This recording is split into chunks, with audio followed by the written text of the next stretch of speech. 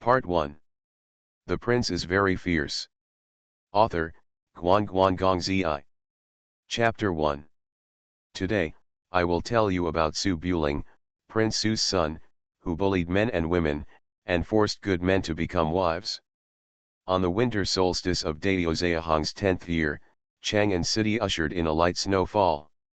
Near the turret of Fangxi, Gulan gambling houses are spread out one after another. Rogue idlers gather around the tea stalls with braziers at their feet. The storyteller spoke of lotus flowers and told a rare incident that happened at the border. The last letter said that I, Su Buling, the eldest son of King Su, went into Mobei alone with a horse and a spear, beheaded hundreds of people and returned without any injuries. I was called Little King of Hell by the border army generals. Guess what? How old was Prince Su? How do we, ordinary people, know about the prince's affairs? Say it quickly. A group of audience members were anxiously waiting for the main scene of bullying men and dominating women. The storyteller gave it up for a while before he spoke enthusiastically. Prince Su had just turned 16 on the day he returned home from carrying thieves single-handedly. 16 years old. How is that possible? Everyone was in an uproar, not believing it. The storyteller shook his folding fan in the winter and said leisurely. This matter shocked the court at the time, and even the Holy Emperor was alarmed. All the officials said that Prince Su was a general who excelled in his career. Given time, his achievements will be no less than that of the founding King Su Lai. General Su has a different surname than Wang. Crown Prince Su is more powerful than General Su. What official should I be granted? One level older than the prince, naturally. The storyteller's face froze, and he quickly raised his hand to suppress the noise. Don't answer nonsense. Do you want to die? As the saying goes, if a tree is beautiful in the forest, the wind will destroy it. The storyteller was eloquent and the tea drinkers listened with gusto. This scene was not uncommon in the markets of Chang'an City. Just as everyone was getting into the mood, a burst of noise suddenly sounded from the street. If you don't eat the toast, you will be fined with wine. Hit me. The guests in the tea stall turned around and saw a female detective with a wild goose feather knife being chased by a dozen thugs carrying sticks. Although dragons and snakes are mixed in the wells of Chang'an City, beatings of officials are not common, causing many people to look around. Soon, 3 imperial guardsmen ran over, led by a young commander. They were far away and said loudly, "Private fights are strictly prohibited in the capital city. Who would act so arrogantly here?" The female detective was in a state of embarrassment. "Sir, they dared to beat the officers in the street. There must be something weird hidden in this restaurant." The commander did not run to question the thugs, but looked at the female detective coldly. "This is not your place. If nothing happens again, don't blame me for being unkind." Typical of being biased, the onlookers were shaking their heads. There was a backer behind the hook of Dafang gambling house. This little catcher was obviously new here. The female detective's eyes were full of astonishment. "You turned a blind eye when you beat the officer. You knew there was something strange in the restaurant, but you didn't even check it when you walked to the door. Could it be that your excellency has a relationship with the owner of this restaurant?" The commander's face was gloomy. "Get it for me, and let their chief officer come and lead the people." "Promise." After 3 words of no response, the Imperial Forest Army came forward to take the person with an anklet in hand. The female detective's face turned livid with anger. "How dare you? I'm from the Criminal Investigation Department. Why do you arrest me?"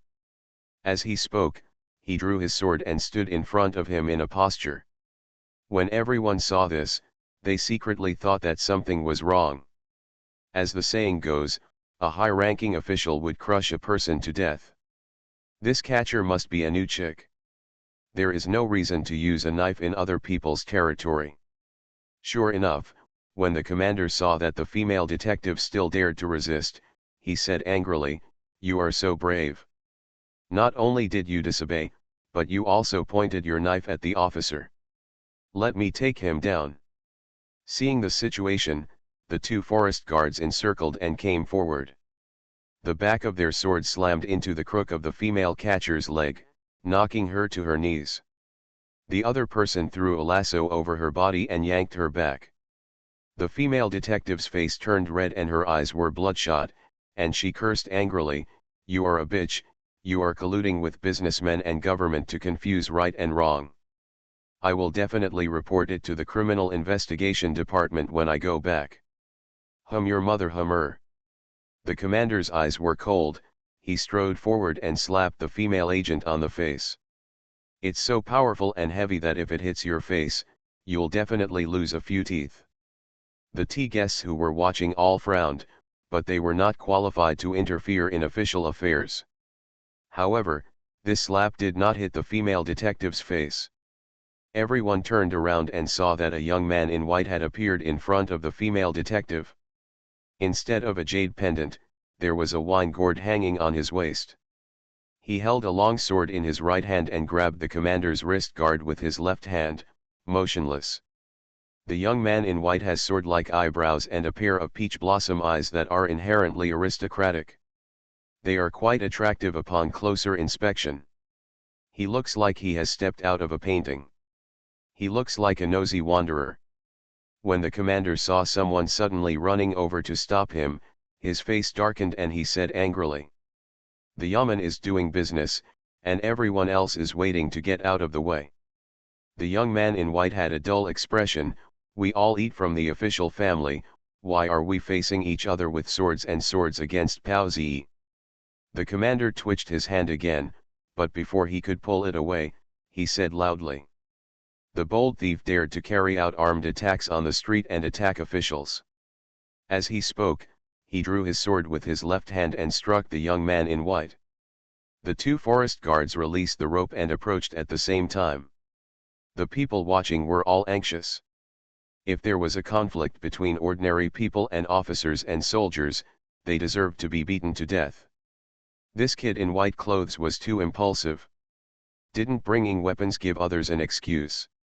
The female catcher's eyes were full of anxiety, and she was just trying to tell this bold rich man to stay out of his own business, but she never thought that a cold light suddenly flashed in front of her eyes. The leader struck out with his sword, and the chill in his heart went straight to his bones. He wanted to raise his sword to block, but it was too late. Wipe! The long sword in the hand of the young man in white came first, swept it in front of the commander, and retracted the scabbard cleanly. In a glimpse, 4 words can be seen engraved on the blade. Act without orders. Su Bulinks without orders. Blood flew, leaving a curtain of blood beads in the air. The two imperial guards were as if they were facing a great enemy, but it was too late when they realized that something was wrong. The commander was tense, his official sword fell to the ground, his hands covered his throat, blood flowed between his fingers, his eyeballs almost popped out of his eye sockets, staring at the young man in white in disbelief, staggered back a few steps and fell to the ground, blood seeping into the cracks of the bluestone floor. A sword to the throat. On the back street, there was a moment of silence. The ruffians watching from a distance were all pale and frightened and stunned on the spot. There are many cases of gangs fighting and killing people underground in Chang'an City, but they still have to abide by the law. Those who dare to kill people in the street will basically be executed in the autumn. No one in Chang'an City dares to kill officials in the street. This is under the feet of the emperor. A few drops of blood splashed on the face of the female detective. Looking at the lifeless leader of the Imperial Guards after a few twitches, her face was pale and she didn't come back to her senses for a long time. I didn't even see how the young man in white pulled out the sword just now. Did the leader of the Imperial Guards die like this? The young man in white put away his long sword and looked at the two stunned Imperial Guards next to him. The two Imperial Guards were so scared that their hearts and galls broke. They slowly retreated with knives in their hands. You are so brave, under the feet of the Emperor, you dare to kill the leader of the Imperial Guards in the street. Trembling, she went into the alley next to her, and within a moment, Several communication fireworks rose. Ah! A scream came from an unknown brothel. The back street was in chaos, and the dozen thugs outside the restaurant were at a loss. The female detective stared at the corpse for a long time, until the young man in white reached out his hand to support her. She came back to her senses, and suddenly turned over, anxious and angry. "You, how can you kill people? Killing officials is equivalent to rebellion, you." The young man in white glanced at the corpse. Officials and businessmen collude, condone, and shield, attack comrades. Any one of them is enough to kill him, not to mention using a knife on me. The female detective was already panicking, looking at the young man in white who she didn't know at all, and said anxiously, "No matter how serious the crime is, it must be judged and punished by the three courts before it can be executed. You are so impulsive, how will it end?" The young man in white didn't answer, and walked towards the restaurant with a sword. The thugs in the restaurant were facing a great enemy. The other party had killed the official and became a thief. If they killed people again, they would help the government to arrest the thieves. At that moment, the thug leader's eyes turned cold, and two short knives slipped out of his sleeves, attacking the white-clothed young man's chest one after the other. Before the female detective could say the word "be careful," she saw the white-clothed young man stepping onto the steps, and there was a crisp sound of pop. The stone slab showed cracks, and the white-clothed young man was like a hungry tiger pouncing on its prey. Almost in the blink of an eye, he hit the thug in the restaurant in mid-air, with his knees pressed against his chest. Bang! Bone fracture and chest sunken. Before the thug leader could react, two pits appeared on his chest, and the back of his short-clothed tights suddenly tore apart. With a crash, broken wood flew across. The thug was knocked back and smashed the door behind him, and only stopped when he smashed the square table in the restaurant. The white-clothed young man kept his knees pressed against the leader's chest, and the 5 fingers of his left hand clamped the thug's neck like a hook. Without waiting for him to make a sound, he slightly exerted force with his fingers, and there was a crisp sound of "ka." Blood oozed out of the thug's mouth, and after 2 agug sounds, the hands that grabbed the arms of the young man in white fell to the ground powerlessly. The female detective saw the scene and was horrified. He could not have achieved this skill without decades of hard training. This young man in white was about less than 20 years old. Is he a human? Kill people. At this time, screams were heard on the street. The dozen or so hooligans who were watching were already scared out of their wits and fled in panic. The female detective was already confused, holding the goose feather knife and at a loss, and quickly chased to the restaurant. Are you crazy? How can you be so bold and presumptuous, killing 2 people in a row? Even if you are the king of heaven, there is no way to end it peacefully today." When the young man in white heard this, his eyes were slightly defiant. "Even the king of heaven has to listen to me." The words were arrogant, but true.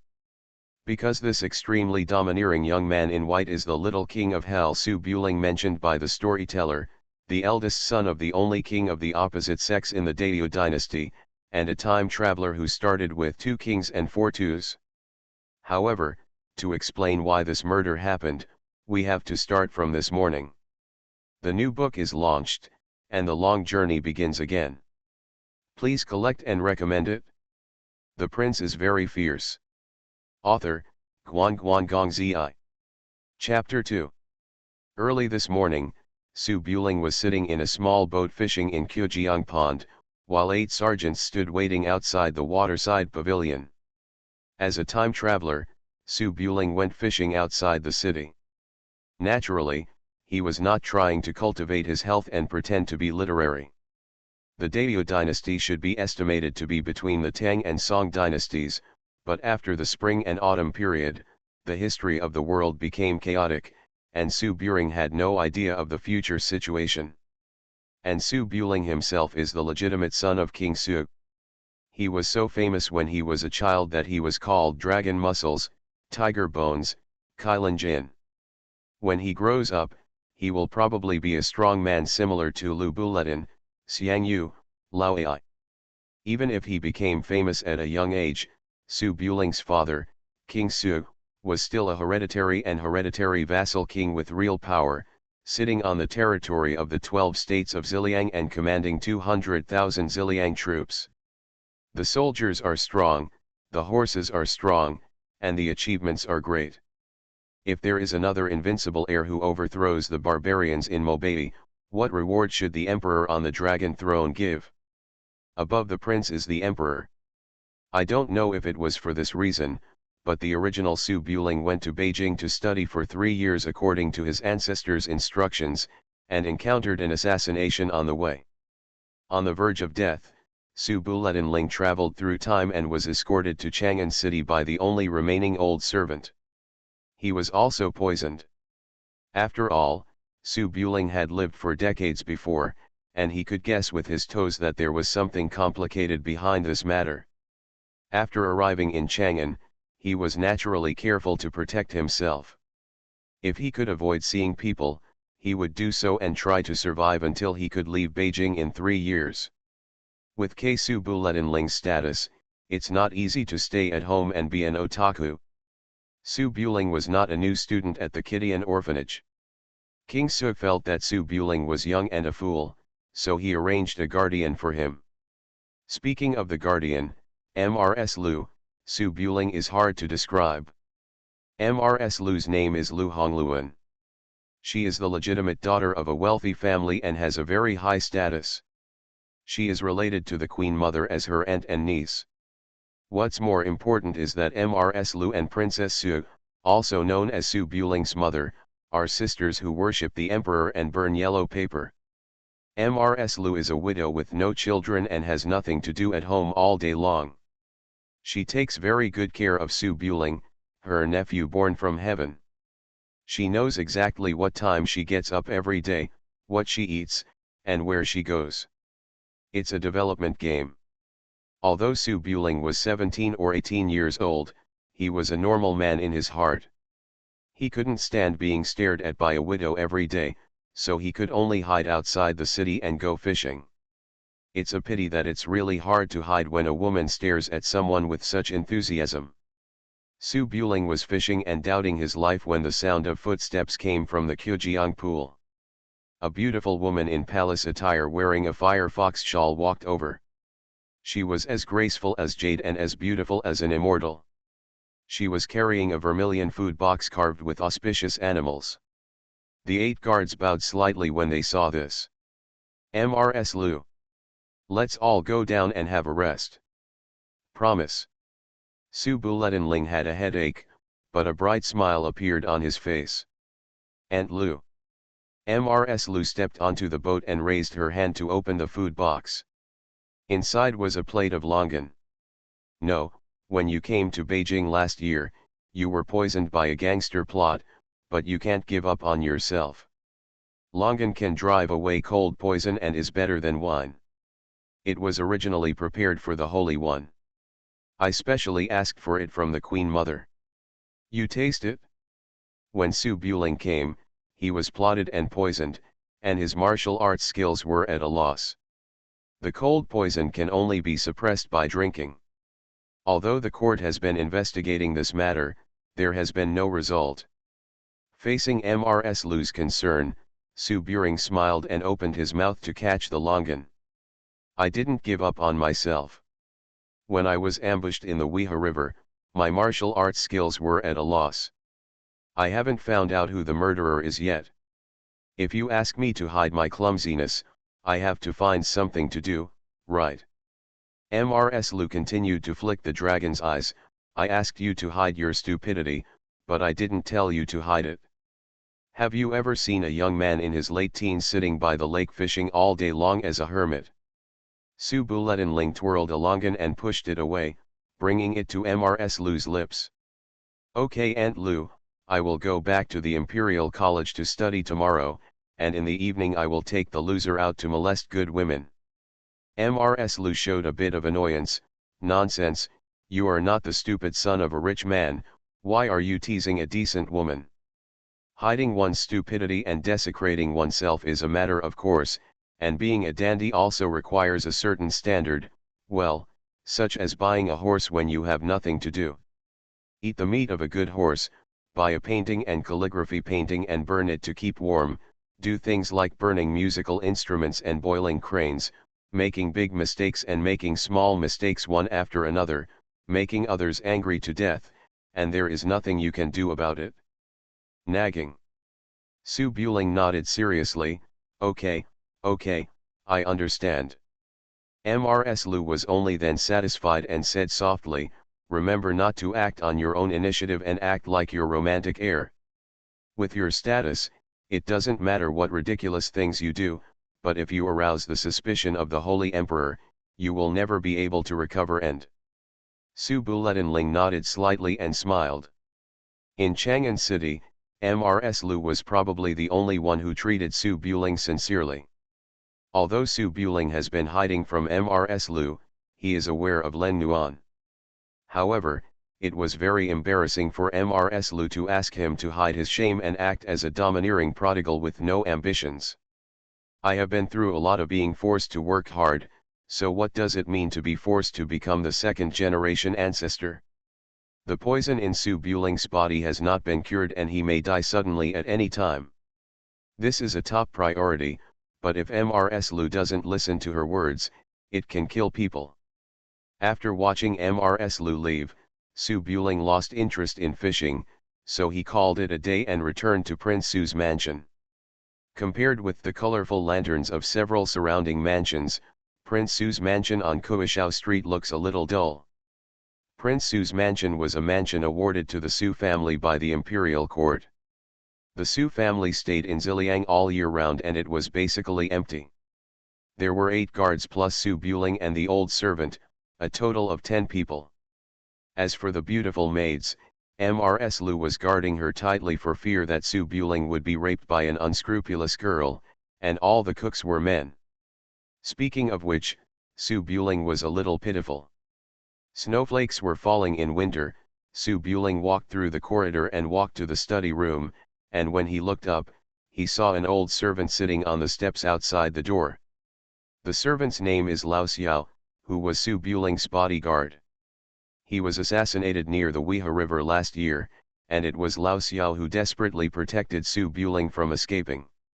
At this time, Lao Xiao put his crutches on his knees, his servant hat tilted askew, licking his fingers and flipping through a picture album.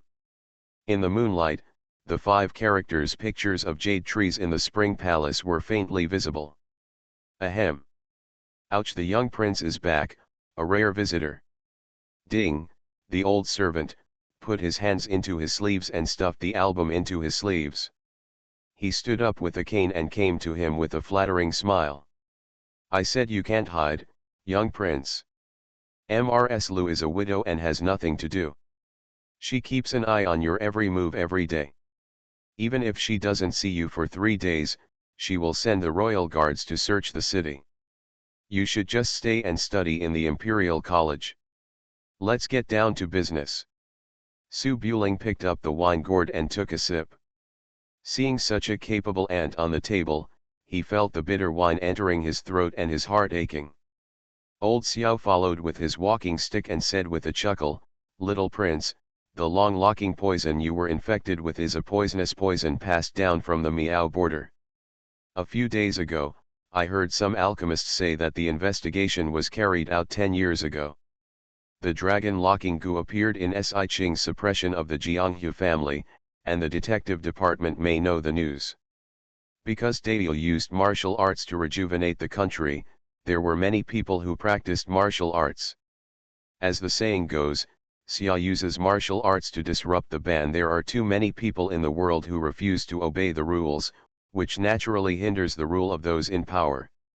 10 years ago, when the new emperor succeeded to the throne, he sent heavy troops to eliminate those who refused to obey the rules. The detective department was established at that time, specifically responsible for this aspect, and also monitored the various princes. Like wolves and tigers, they were called the Wolf Guards. Su Buring was not surprised that the Criminal Investigation Department knew about the long lock. He tilted his head and asked Lao Xiao. Is there any way to sneak into the detective division? Old Xiao shook his head. The detective department has too much power. It has been monitoring various princes and aristocratic families for many years, including our Prince Su. I'm afraid we won't be able to get in. Su Buling frowned. How about cultivating spies? Lao Xiao touched the armrest of the crutch. Of course it is possible. There are several new wolf guards in the dog camp of the detective division. Among them is a little girl who is only 16 years old. I have been watching it for a few days because I have a simple mind. I gave the girl a message a few days ago, and I should check out Fola building in Dafang. Fola building has some troublesome backgrounds, so the girl will definitely suffer, so we can just wait and see. How hard is the background of Fu Lilu? I don't know. Anyway, you are not as tough as the young prince. Su Buling nodded, took his sword and went out. It has been a year since he came to this world. Although Su Buling has never been to other places, he has a relatively clear understanding of Chang'an City. Each of the 108 squares has a square guard. In addition to the regular imperial guards, 3 wolf guards will be left in each square. There is no curfew at night, and it is common to play music and dance in bustling squares. Dafang is located near the imperial city, with brothels, tea houses, cloth shops, jewelry houses, and other entertainment places in succession. It is considered a famous gold-selling cave in Chang'an City. The Longjian Pavilion on Zhuangyuan Street even has a saying that the son of a rich man who enters the door will leave when he leaves, the expression breeze on both sleeves. Su Buling rode his horse through Dafang, which was crowded with pedestrians, and came to the back street. When he looked up, he saw a female police officer sitting on a tea stall outside a restaurant. Wearing standard black clothes, with a token hanging from his waist, and a wild goose feather knife on the table, he is dressed in standard wolf guard attire. She has a pair of big eyes and is wearing a turban. She looks about 15 or 16 years old. Her breasts are magnificent and beautiful. Young prince, this is the girl. Old Xiao held his cane, looked at the female wolf guard in the wine shop in the distance, and muttered seriously. I checked in the past few days. My surname is Zhu and my given name is Manzi. I am from the Fenhe area. He was born in the city. He worked as a police officer after his parents disappeared. He was transferred to the capital last month. Su Buling looked at it for a few times and frowned slightly. How long does it take for a young child to be trained before he can go into the record library to check the files? Lao Xiao thought about it for a while. The case documents warehouse is an important place, and people from the Criminal Investigation Department are not allowed to enter it casually. There are 3,000 wolf guards, divided into 108 Tiangangdasha, and only the wolf guards with the prefix Tian can enter the case documents warehouse. The job of a police officer is to catch thieves after all. With great achievements and great abilities, he will soon be able to break into the Tianzi camp. How much credit does it take? The Criminal Investigation Department has issued a reward list for the brave warriors in the world. The reward is more than 1,000 taels of silver. At least a few must be caught. If you give the chief officer some money as a reward, it should be about the same. Su Buletinling nodded and waited quietly near the tea stall with his sword in his arms, while Lao Xiao pretended to be a storyteller and talked nonsense. What follows is naturally the cliché drama of a female detective getting into trouble, Prince Su heroically saving a beauty, and completing the tasks assigned by Mrs. Lu in a domineering manner. You are listening to Novels at Bless Up channel. Wish you happiness and luck. Please subscribe to receive new novels. How do you feel about this novel? Please like and leave a comment. The prince is very fierce. Author, Guan Guan Gong Zi. Chapter 3. In the Fuman building, Su Buling slaughtered 2 trash fish and walked into the backyard of the restaurant. Several Lifu were already so scared that they hid in the corner. The backyard was a warehouse with piles of sacks and white powder everywhere on the ground. Female detective Zhu Manzi was in no mood to care about this right now. She was running around Su Buling with her head in her hands, talking incoherently. Tap tap tap. There was a soft sound of footsteps, and the rustling sound of armor rubbing against each other came from far to near, and soon surrounded the entire restaurant.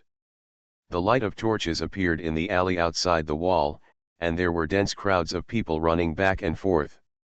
Apparently, the officers and soldiers received the summons about the fireworks and had already rushed over. Zhu Manzi was so anxious that he couldn't care less at this time. He ran to him and hurriedly tried to dissuade him. "Sir, I know that you are highly skilled in martial arts, but this matter is too big. You must not resist. If the wolf guard comes with a good hand, he will definitely bring a hand crossbow, net, and rope, and he will be killed rashly, but it will be all over." Su Buring didn't answer. He walked to the warehouse with his sword and stabbed the sack. The white salt fell to the ground like grains of sand. Salt policy has been the lifeblood of the country since ancient times and is strictly controlled.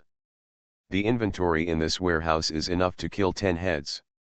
These are all thanks to Lao Xiao, who had explored the path in advance and specially given it to Zhu Manzi. Zhu Manzi knew that this was a big case, but at this moment, he was not in the mood to think about getting promoted and making a fortune. She said anxiously, "Sir, don't worry about this for now. If you can settle the matter of killing officials in your family, you and I will go out and arrest you, and leave this place to the higher-ups. If you can't, run away now. I have the wolf guard sign to get out of the city. The owner of this place must be a high-ranking official, and ordinary people can't afford to offend him." Su Buling turned his head and looked at it. "If you give me the sign, I will become an accomplice of the gangsters. Are you sure you have thought about it?" Zhu Manzi was anxious, gritted his teeth, and felt angry. He raised his hand and patted Su Buling on the shoulder. "My father said that a drop of kindness should be repaid by a spring of water. The young master got into a big disaster just to help me. How can I just watch with cold eyes at this moment? Don't wait any longer. You won't be able to run away even if you want to." Su Buling shook his head and chuckled, raised his hand to twist a sack of private salt, walked towards the outside of the restaurant, and said calmly, "You wait here and leave the rest to me." As the two lives met the king of hell, all the Gulan gambling houses on the back streets were closed. More than a dozen imperial guards arrived first, and 2 teams of wolf guards also arrived outside the restaurant. One team had a wolf head bronze medal hanging on its waist. Wolf Guard of Ziying. Among the imperial guards, a distinguished young man dressed in fine clothes had just arrived from Longjian Pavilion. He was the deputy captain of the Duwei Mansion, Gongsun Lu, with a dignified appearance. Gongsun Lu's father, Gongsun Mingguan, worshipped as the capital's auxiliary captain and was in charge of thieves in the capital. He was an absolute high-ranking official in the capital. At this time, Gongsun Lu's face was gloomy and he walked through the alley angrily. Immediately, a commander ran over and said in a deep voice, "Sir, the thief is in Fuman Tower, why don't you rush in?" Gongsun Lu narrowed his eyes slightly, hesitated a little, and said in a deep voice, "The restaurant is the property of a nobleman. When the brothers go in, they will make a mess and surround it. Promise." Between these 2 sentences, we arrived outside Fola building. There were 2 corpses lying outside the restaurant. The commander of the Royal Forest Army was dragged under the eaves. 3 wolf guards from the Tianzi battalion gathered around them. They pressed the wounds to check and said in a deep voice, "The white snake of Wudaing spits out letters. He has no injuries on his body except for a sword mark on his neck. He seals his throat with a sword. This skill cannot be mastered even after 10 years of practice." The thug's body was placed next to him. Another wolf guard tore open his clothes and looked at the bruises on his chest, then looked at the cracks in the broken door panels and steps. The starting position of Bajiquan is a knee strike. It seems to be the Hushan mountain of the leg bounce gate. The one who breaks the neck is the crane catcher of the eagle claw gate. What he has learned is very complicated. It is not like the one from last time. Assassins, but their martial arts skills are almost the same. When Gongsun Lu heard this conversation, the anger on his face turned into caution. The wolf guards of Tianzi camp are all experts who are 1 in 100. To be able to make such a high evaluation, I am afraid that the thieves in the restaurant are not something he can deal with. Thinking of this, Gongsun Lu slowed down a little, stood behind several wolf guards of the emperor's camp, and shouted loudly. "Bold thief, catch him quickly." Both the Royal Forest Army and the Wolf Guard knew the difference. No one rushed in directly. Instead, they held their weapons and stood ready outside the door, waiting for the crossbowman to come over. Tread. The sound of footsteps soon sounded from inside the restaurant, and the soldiers outside immediately fell silent, leaving only the occasional pop sound of torches. There are no lights in the restaurant, and it is not until the figure reaches the door that the thief's face can be seen clearly. Wearing a blood-splattered white robe, with a wine gourd hanging on his waist, and holding a long sword in his left hand, he has an extraordinary appearance, like the banished immortal who fell into the mortal world. A man who looks like this is a disaster to the country and the people. If you have seen him, you will never forget him. Gongsun Lu narrowed his eyes slightly and recalled a circle among the princes and nobles in the capital, but he didn't have any impression, so his face darkened. "Who are you, and why did you commit murder on the street, the commander of my Royal Forest Army?" Su Buling threw out the sack in his hand and sprinkled the salt on the bluestone floor tiles, as if covered with a layer of snow. The 6 wolf guards all squinted their eyes slightly. One of them squatted down and raised his head to look at. "It's salt, don't panic." Gongsun Lu's expression changed imperceptibly. He stood with his hands behind his back and looked around. "Take it." "Promise." 2 Royal Forest Army masters immediately came forward with knives, while the others used lasso, fishing nets, etc. to flank them. Su Buling frowned slightly, put his sword on the ground, held the hilt with both hands, and looked at Gongsun Lu behind the crowd. "You don't ask where the salt comes from, just attack directly. What's so strange about a bag of salt in a restaurant? Take it down. If you dare to resist, kill without mercy."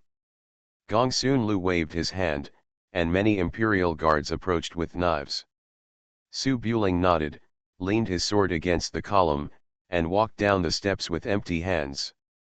The imperial guards breathed a sigh of relief when they saw this. They were about to put down their knives and go forward to tie people up, but the wolf guards of the Tianziying behind them changed their faces slightly. "Be careful." Before he finished speaking, Su Buling, dressed in a white robe, was like a cheetah attacking by surprise. He took a big step in front of the 2 imperial guards, and suddenly exerted force with his elbows, hitting the fish scale armor on the waist of the imperial guards. Bang! The armor plate broke. Before the 2 imperial guards could react, they flew backwards and hit their companions behind them. The 3 wolf guards of the emperor's camp saw this as a formidable enemy, and they rushed forward with their weapons, replacing the imperial guards who could not help fighting. The 3 wolf guards surrounded them from both sides, and with shield swords, hook-sickle spears, and goose feather swords, they cooperated with each other and pressed forward directly. After repelling the 2, Su Buling did not stop, but bent his legs slightly and stomped on the ground, and his body bounced forward. Bang! A knee strike hit the center of the round shield. The wolf guard holding a sword and shield had no time to chop with his sword, and was hit in the chest by the shield. He groaned and staggered back, and stopped retreating by tapping the ground with his sword. The wolf guard holding a gun next to him took the opportunity to raise his gun and stab the middle gate, but Su Buling held the gun with one hand and could not move forward. The wolf guard holding a gun was about to put away his gun, but he didn't expect a strong force to come, directly pulling him and his gun over, and then a very fast Tishan KO hit his chest. The killer move of Bajiquan, Tishan KO, is known for its great power, and those who are hit will either die or be disabled. The wolf guard holding a gun was caught off guard, and the whole person flew more than 2 feet like a sandbag, and crashed into the window of a brothel, scaring the people inside to scream. Su Buling held a long gun, picked up the goose feather knife, and pointed it at the throat of the last wolf guard. The gun stopped abruptly. The wolf guard holding the goose feather knife was pale, and his whole body was stiff with the knife held. It was expected that this thief had amazing martial arts, but it was unexpected that he was so powerful. The wolf guards of Tianziying are all good fighters picked from 100 miles away, and ordinary Jianghu people can't escape the 3 people's capture. This young man in white fought with bare hands. If he had a weapon, the 3 people would probably have died on the spot. This martial arts skill is too incredible. The wolf guard looked down at the tip of the spear on his throat, took a step back cautiously, put down the knife, and then retreated to the side. Good skills. The wolf guards of the emperor's camp were all killed in the blink of an eye, and the rest of them retreated cautiously. Gongsun Lu was as if facing a great enemy. Su Buling stuck the hook-sickle spear into the ground, his eyes were calm, and he tilted his head and pointed at the ground. The private salt in the warehouse behind, take people in to seal it. Gongsun Lu's face was slightly condensed, frowning and staring at Su Buling, his hand holding the knife tightened and loosened from time to time. The 3 wolf guards of the Tianzi camp frowned when they heard this. Selling private salt is a serious crime. A warehouse of private salt. The wolf guards looked at each other for a few times, and one of them walked into the restaurant. Gongsun Lu's eyes sank slightly when he saw this, and he said in a hurry. He wants to take the opportunity to escape, don't fall into the trap. Snap. Before he finished speaking, a loud slap hit Gongsun Lu's face. When Gongsun Lu noticed it, he raised his hand to draw his sword, but Su Buling kicked him on the handle, and the official sword slipped out of his hand and nailed into the courtyard wall behind him. The slap hit his face, and Gongsun Lu staggered, the jade hairpin on his head flew out, and his long hair fell down. Many imperial guards were stunned, holding official swords and wanted to step forward to rescue the emperor, but they didn't dare to die. Gongsun Lu had 5 slap marks on his face, and his eyes were fierce. He raised his hand and punched, but Su Buling grabbed his wrist and slapped him in the face again. Gongsun Lu spat out a mouthful of blood foam, his face was ashen, and he stared at the man in front of him. How dare you hit me, do you know who my father is? My father? Su Buling slapped him again. Do you know who my father is? After 3 slaps, Gongsun Lu's cheeks were swollen, his eyes were full of bloodshot, and his breathing was rapid. He stared at Su Buling's eyes, blood oozing from the corners of his mouth, and he swallowed it back forcibly, and dared not speak again. The wolf guards and many imperial guards surrounded them and were in a dilemma. The chief officer was captured and could not stop them from making any threats. They could only surround them for a while. The situation was deadlocked for a moment. Hearing the sound of footsteps in the alley, Gongsun Lu tilted his head and saw that his father, Gongsun Ming, the imperial guards, had arrived with many imperial guards holding crossbows. Gongsun Lu breathed a sigh of relief, with a bit of pride in his eyes, and said coldly, "You are so brave." Snap. Before he finished speaking, he was slapped in the face again. Gongsun Lu fell to the ground, groaned, his eyes full of resentment, but he dared not speak again. At the same time, Gongsun Ming, who came over, shouted angrily from afar. "You bold thief, how dare you, thank you, His Royal Highness, for disciplining my son. The prince is very fierce." Author, Guan Gongzi. Chapter 4. On the back street of Daifang, The capital's auxiliary commander Gong Soon-ming led dozens of imperial guards and ran to Fumanlu. Seeing his son being slapped in the face, he was furious.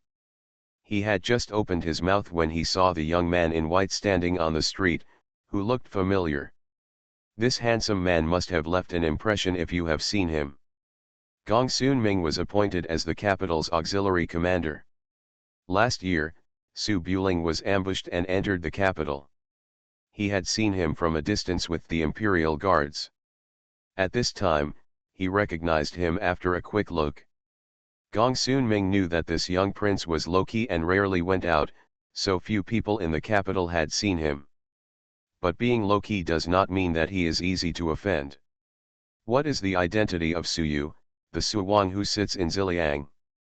The only powerful king of a different surname in Daewoo, guarding the border for Daewoo. When I was studying in the capital, I drank with the emperor on the roof of the Golden Palace, and fought with him in a brothel.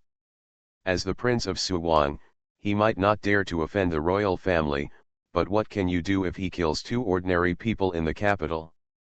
Is the emperor guilty of the same crime as the common people? When Gong Soon-ming saw his son being beaten, he thought it was not good, and hurried to the front, bowing his head. Your subordinate Gong Soon-ming, I pay my respects to His Royal Highness the Prince. Because of the murder, most of the people in the back street ran away, leaving only a group of imperial guards and wolf guards. After hearing what Lord Gong Soon said, all the imperial guards reacted and quickly put away their knives and bowed. Although it was not clear which prince it was, only the eldest son of the prince could be called the prince, and there were only 7 in Daewoo dynasty, 6 of them were surnamed Song and 1 was surnamed Su. Anyway, they were not the ones that the big soldiers could provoke. Gong Soon-lu's resentful eyes froze slightly, and he swallowed his words of grievance along with the blood foam, climbed up and bowed, saying, I am blind. Pa. Gong Soon-ming raised his hand and slapped his son to the ground, pulled out the official knife from the hands of the imperial guards, and said angrily, Rebellious son! How dare you offend Prince Su? Today I will clean up the family. Su Buling watched coldly, without any intention of raising his hand to stop him. Gong Soon-ming raised the knife. How could he dare to really chop his own son? Seeing that Su Buling didn't even say a polite word, he felt a little embarrassed for a while. Fortunately, the wolf guards and imperial guards nearby were not blind. Seeing this, they hurried forward to hold Gong Soon-ming. Master Gong Soon, calm down. Today is all a misunderstanding. Gong Soon-ming's knife was naturally taken away. He glared at Gong Soon-lu with a look of disappointment and said sadly, My son is blind. I hope Master Su will forgive me. Then he looked at the 2 corpses lying next to him. I heard that Master Su was poisoned by a poisonous goo. Only 1/10 of his martial arts skills remain. After hearing this, everyone remembered this. Su Buling was assassinated in Weha last year and was poisoned by the dragon-locking goo. If a normal person is poisoned by this poison, the blood and qi in the body are blocked and the hands and feet are weak. Only 1/10 of the strength can be used. It is difficult to even walk, just like a disabled person. The scene where Su Buling killed people just now did not look like a disabled person at all. Facing the doubtful eyes of the crowd, Su Buling frowned. I used to fight 1,000 with 1, but now I fight 100 with 1. Is there a problem? The whole audience was silent. It's no problem to explain. Although a skinny camel is bigger than a horse, this camel is too big. Gong Soon-ming was half believing and half doubting. It was impossible for him to go up to check Su Buling's body. He could only turn to say, Well, I don't know how Prince Su got into a conflict with the Imperial Guards today. Killing the Imperial Guards in the street under the Emperor's feet, I'm afraid it will be difficult to explain to the Emperor. Su Buling stretched out his arms and raised his eyebrows. If Lord Gong Soon is embarrassed, just arrest me and execute me in the autumn according to the law. Gong Soon-ming's face froze. How could he have the courage? The emperor didn't say anything. He took the initiative to detain the only son of Prince Su. What if the border troops mutinied? What if Prince Su took the opportunity to rebel? Gong Sun Ming looked around, stepped forward, and bowed, saying, "Your Highness, please don't embarrass me. Please tell me about the killing of the imperial guards, so that I can report it to the higher authorities." Su Buling then retracted his hands and said in a calm voice, "I was drunk and went out for a walk. I saw this imperial guard bullying a girl, so I killed him." The two imperial guards who came with the dead commander also reported the whole story. It was indeed the commander who beat the wolf guards in the street, and Su Buling tried to stop them, which caused the conflict. After hearing the whole story, Gong Sun Ming's face was not very good. He thought for a while. "Your Highness, just report your name. If this little commander hears your name, he will definitely not dare to draw his sword to offend." Su Buling frowned. "You mean, if I were not the Prince of Su, he would draw his sword and kill me on the spot today?" Gong Sun Ming's face was slightly stiff. Dayu has strict laws and regulations. Knights violate the law with force is a serious crime. There are many people who have been beaten and killed by the imperial guards for making trouble. Judging from the situation just now, if it was really an ordinary vagrant who obstructed law enforcement, he would indeed be beaten and killed by the imperial guards. But even if the imperial guards were wrong, it was not a reason for you to kill people based on your status. Of course, Gong Sun Ming was not stupid enough to reason with the prince of the vassal king, and nodded and said, "Your Highness is right, I will report this matter truthfully, and the emperor will definitely be clear-headed and make a fair decision."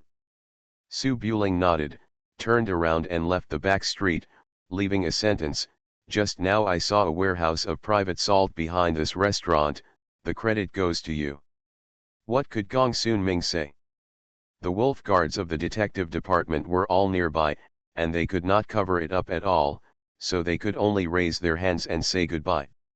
"Thank you, Your Highness." Fuman Building was in a mess, with broken wood everywhere. Female catcher Zhu Manzi watched all this with disbelief. She had just arrived in the capital not long ago, and she had been following the tea stall outside Fuman Building for the past few days. She also listened to the storyteller who was full of dirty talk and knew the name Su Buling very well. Such things as bullying men and dominating women, forcing good wives to become wives, and being a good married woman. The image of Su Buletinling in her mind was that of a perverted playboy who did all kinds of evil. But she never expected that she would meet Su Buling so soon, and in this way. Although she was a bit arrogant and cruel, in her eyes, Su Buletinling was justified in killing people. He is skilled in martial arts, has unparalleled elegance, hates evil as much as he hates it, and is ruthless and doesn't say much. Zhu Manzi, who was only 16 years old, stood at the door of Fuman Building, looking at the figure walking away with a wine gourd in hand. This impression will probably never be forgotten in this life. "Young prince, this little girl will definitely remember you. When the confinement comes out, I will arrange a chance encounter. Just say a few words of love and everything will be half done." On the street, Lao Xiao was walking beside Su Buling, talking about the next arrangements. Su Buletinling had exercised too much just now, and the cold poison in his body broke out. He kept pouring wine to suppress the pain of thousands of ants, which was heart-gnawing pain. But compared with the results, the pain was still worth it. If someone kills someone in the street today, tomorrow morning there will be snowflakes of impeachment notes flying onto the emperor's desk. The emperor would definitely not do anything to him for such a trivial matter, but in order to appease the imperial censor, verbal punishment and another half-month ban were unavoidable. Thinking that he could be clean for a few months, Su Buling breathed a sigh of relief, picked up the wine gourd and took a sip. "I hope Manzi will take it easy. I'm going out to make trouble today, and I'll have to take care of it for a while, lest Aunt Lu urges me to go out and cause trouble again. Well, go and invite a bunch of storytellers to publicize that I'm on the street today." The murder is taken out of context, and it is best to exaggerate, such as shock. Prince Su actually did this in the street. Men are silent and women are crying. What happened to Chang'an City? A scream came from the Gulen brothel in the middle of the night. His Royal Highness turned out to be. The so-called concealing one's stupidity and self-destruction means, to put it bluntly, it means ruining one's own reputation and showing others the image of being short-sighted and a person who is good on the outside but ruined on the outside. It is not difficult to do this, but it is rare to make people believe it, even to the person in the palace. When Lao Xiao heard Su Buling's eloquent explanation, he nodded and gave a thumbs up. His Royal Highness is indeed very thoughtful. If these random fabrications are spread, they will definitely arouse public outrage in a few days. Mrs. Lu will be happy to think about it. That's natural. While talking, the master and servant drifted away. On the other side, in a room of a medical clinic in Daifang, Gongsun Lu was lying on the hospital bed, his face almost swollen into a pig's head, and he spoke with difficulty, "Dad, what should we do today?" Gongsun Ming's face was gloomy, and he walked back and forth with his hands behind his back. Fumanlu is Zhu Manlong's property on Hutai Street. Zhu Manlong has always been filial to his father and should have taken care of him. But today, 2 of his apprentices were killed and the shop was ransacked. It happened that he ran into Prince Su. I can only blame him for being unlucky, not me. Gongsun Lu nodded lightly. The smuggling of salt is very involved. The wolf guards of the Criminal Investigation Department are here today. If you forcefully suppress it, you will definitely be bitten by the crazy dogs of the Criminal Investigation Department. How should you explain? How else can I explain it to you? Abandon your car to save your handsome man. Gongsun Ming stopped with his hands behind his back and sighed softly. Give Zhu Manlong a message and ask him to bring out a few heads and put them on top. He will lead someone to catch them tomorrow and this matter will be over. Gongsun Lu nodded and snorted softly. If I hadn't bumped into Su Buling by chance, how could I have been unable to suppress him?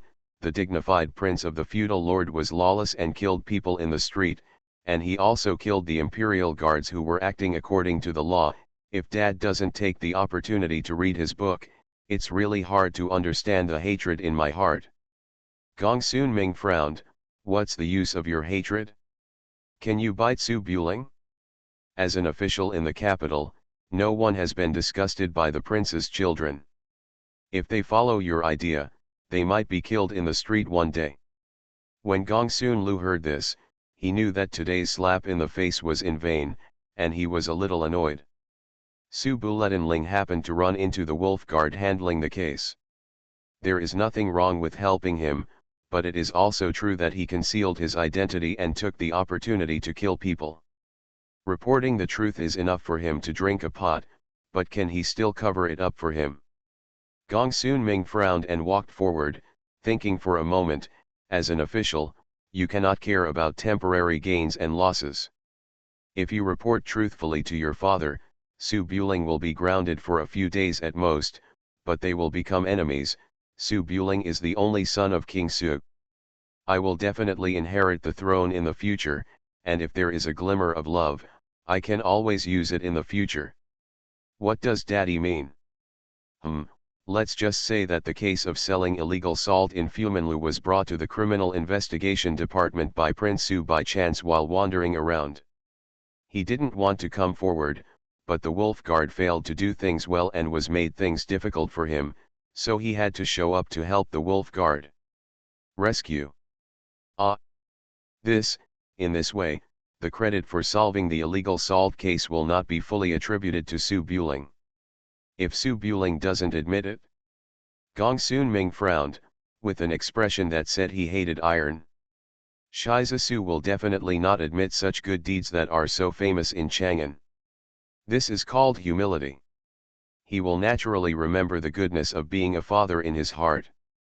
Being an official in the capital means you have to have a good eye. So. I haven't signed the contract yet. Please bear with me for a while and ask for some recommendation votes for the new book. The Prince is Very Fierce. Author, Guan Zi. Chapter 5. Shocked. Su Buling, the Prince of Suwang, actually solved the illegal salt case with ease. Men were silent and women cried. What happened in Chang'an City? The case in the Ministry of Justice actually required the prince of a vassal king to personally take action. Screams were heard in the brothel in the middle of the night. It turned out that Prince Su was cracking down on gangsters and eliminating evil. The next morning, overwhelming praises came from the brothels and wine shops in Daifang. A murder case in the back street last night spread at a very fast speed. Under the guidance of some people, the topic was focused on the bad luck of the imperial guards and the Prince of Suwang's righteous words, which also diluted the heat of the illegal salt case. It can be said that it achieved 3 goals in one go. Su Buling just got up and heard the report from the guards, and his eyes were full of confusion. Yesterday he was still unknown, thinking about how to act arrogantly when he was questioned by the teacher when he went to the Imperial College today. As a result, when he woke up, he was told that there is a Su Qingtian in Chang'an who is impartial and can distinguish between loyalty and treachery. He is a prince of a vassal state whose father's achievements are greater than his master's. He ran to the emperor's feet to enforce the law impartially. Does that mean that the emperor is blind and the matter under his feet has to be handled by Prince Su? Even if he wants to handle it, he should do it openly. What does it mean to hide behind and secretly instruct the wolf guards to investigate? He thought that personally appearing in person would make the emperor wary, so he deliberately hid behind the scenes to operate, not for fame, but to give the people of Chang'an a clear world.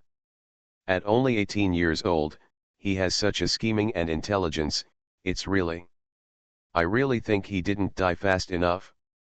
Su Buling was furious and walked out of the backyard quickly. He ran into Lao Xiao who had just returned. He said in a deep voice, "Lao Xiao, did you accept bribes or fall for the beauty trap? What kind of news is this?" Lao Xiao's servant's hat was crooked and he leaned on his crutches with a helpless look in his eyes. "Young prince, this really can't be blamed on me. I sent someone to spread the news overnight last night. Before the storyteller's script was ready, the rumors in the brothels and taverns started. The action was so fast, it must be the government behind the scenes fanning the flames, and it can't be suppressed at all." Su Buling he rubbed his forehead and thought for a while, "Forget it, just ignore it. As long as you don't admit it, I can't establish my good reputation. Who is flattering me behind my back?" Old Xiao pondered for a while and sighed, "It is probably Gong Sun Ming and his son. They put aside their past grudges and repay grievances with virtue. This kind of heart is really touching." Su Buling was slightly stunned, and then gritted his teeth, "I am really touched. Public opinion has been formed. He can't run out and explain, 'I didn't punish evil, I was bullying people by taking advantage of my power.' Even a fool can't do this. At present, he can only put it aside and deal with it coldly, and go out to the Imperial College." Old Xiao followed behind and said, "By the way, Madame Lu has heard the news and asked you to go over." Madame Lu asked Su Buling to go over, and she must have asked Su Buling why he pretended to be a playboy and pretended to be Su Qingtian who was perceptive. The key news of smuggled salt was indeed deliberately released by Lao Xiao in order to bribe Zhu Manzi. Madame Lu did not allow Su Buling to act on his own. This time, he would not be able to return without being lectured for 2 days. Su Buling thought for a while and could only raise his hand and said, "Explain to Aunt Lu that I was really drunk last night and killed someone. The homework is tight as the monthly exam is approaching. I will visit her in a few days." Lao Xiao took the order and left. Dong! Dong! The deep bell sound spread, and the morning light lit up in the east. The majestic Chang'an slowly unfolded like a scroll in the cold wind, with tall buildings standing in a dream. The horse stopped in front of the dismounting monument of the Imperial College. Su Buling turned over and dismounted, and walked towards the gate of the Imperial College on foot. Passing through the corridors and buildings, there were many buildings in the Imperial College, and people were reading aloud like tides. The children of the royal family, princes, clans, and generals all study in the Imperial College. The forces behind them are intertwined. Su Buling does not want to have too many interactions with them. He has been alone for most of the year and has drawn a clear line between himself and these people. The students studying in the Imperial College naturally heard about what happened in Daifang. When they saw Su Buling coming, many students on the Qingxi street showed admiration and raised their hands to say politely, "Su Shizi is worthy of being a son of a general. He should curb the arrogance of the Imperial Guards. He is upright and impartial, and he is a role model for our generation." Yes, yes. Su Buling wanted to explain a few words, but he felt that it was not in line with his status. He could only pretend that he didn't see it and went straight into the school called Wenqiyuan. The students of the Imperial Academy are said to be equal to the disciples of the emperor. In fact, Su Buling could not study with the children of poor families. This school called Wenq Garden is specially prepared for the princes and the children of the aristocratic families. There are not many people in it, but it occupies a surprisingly large area. In the early morning, according to the time, it should be early reading. In the huge school in the middle of Wenq Garden, bamboo curtains are hung on all sides. 20 small desks are spread out, and more than a dozen princes and nobles in gorgeous clothes are in it. Most of them are drowsy, and only a few young ladies from official families are really reading aloud with books in their arms. The lecturer in the middle of the school is not the teacher, but Song Yufu, the daughter of the chief priest. The chief priest Song Baking is an old-fashioned scholar. He is old and doesn't like Su Buling and his gang of second-generation ancestors. He rarely comes to give lectures. Most of them let his daughter come to pretend, anyway, no one listens. Su Buling entered the school and saw a nobleman sitting upright, holding a sage book, but his eyes were secretly glancing at Song Yufu's figure. His eyes were dirty and unspeakable. Song Yufu was 17 years old this year, with a graceful temperament and long hair down to her waist. She could be considered a beauty. The people sitting here are all sons of wealthy people, and they would definitely not look around at normal times, but there is nothing interesting in the boring school room. The only ones that can be seen are the ladies who are seriously reading poems and books. Well, they can also be regarded as bad students peeking at the girls. Be a teacher. Su Buling was upset about what happened in the morning and narrowed his eyes slightly when he saw this scene. As the saying goes, it's never too late to fix the problem before it's too late. If I don't find an opportunity to cause trouble now, I won't be able to do anything when Mrs. Lu comes and kills me. Su Buling thought for a moment, then walked to the front of the bookstore and punched the man who was still peeking. Ah! In the early winter of the 10th year of Zhaohong, a scream rang out among the dormitories of the Imperial College. In the school building of Wenqiyuan, Song Yufu held a ruler and jumped lightly in fear, trying to stop Su Buling's atrocities. "Stop fighting! Stop!"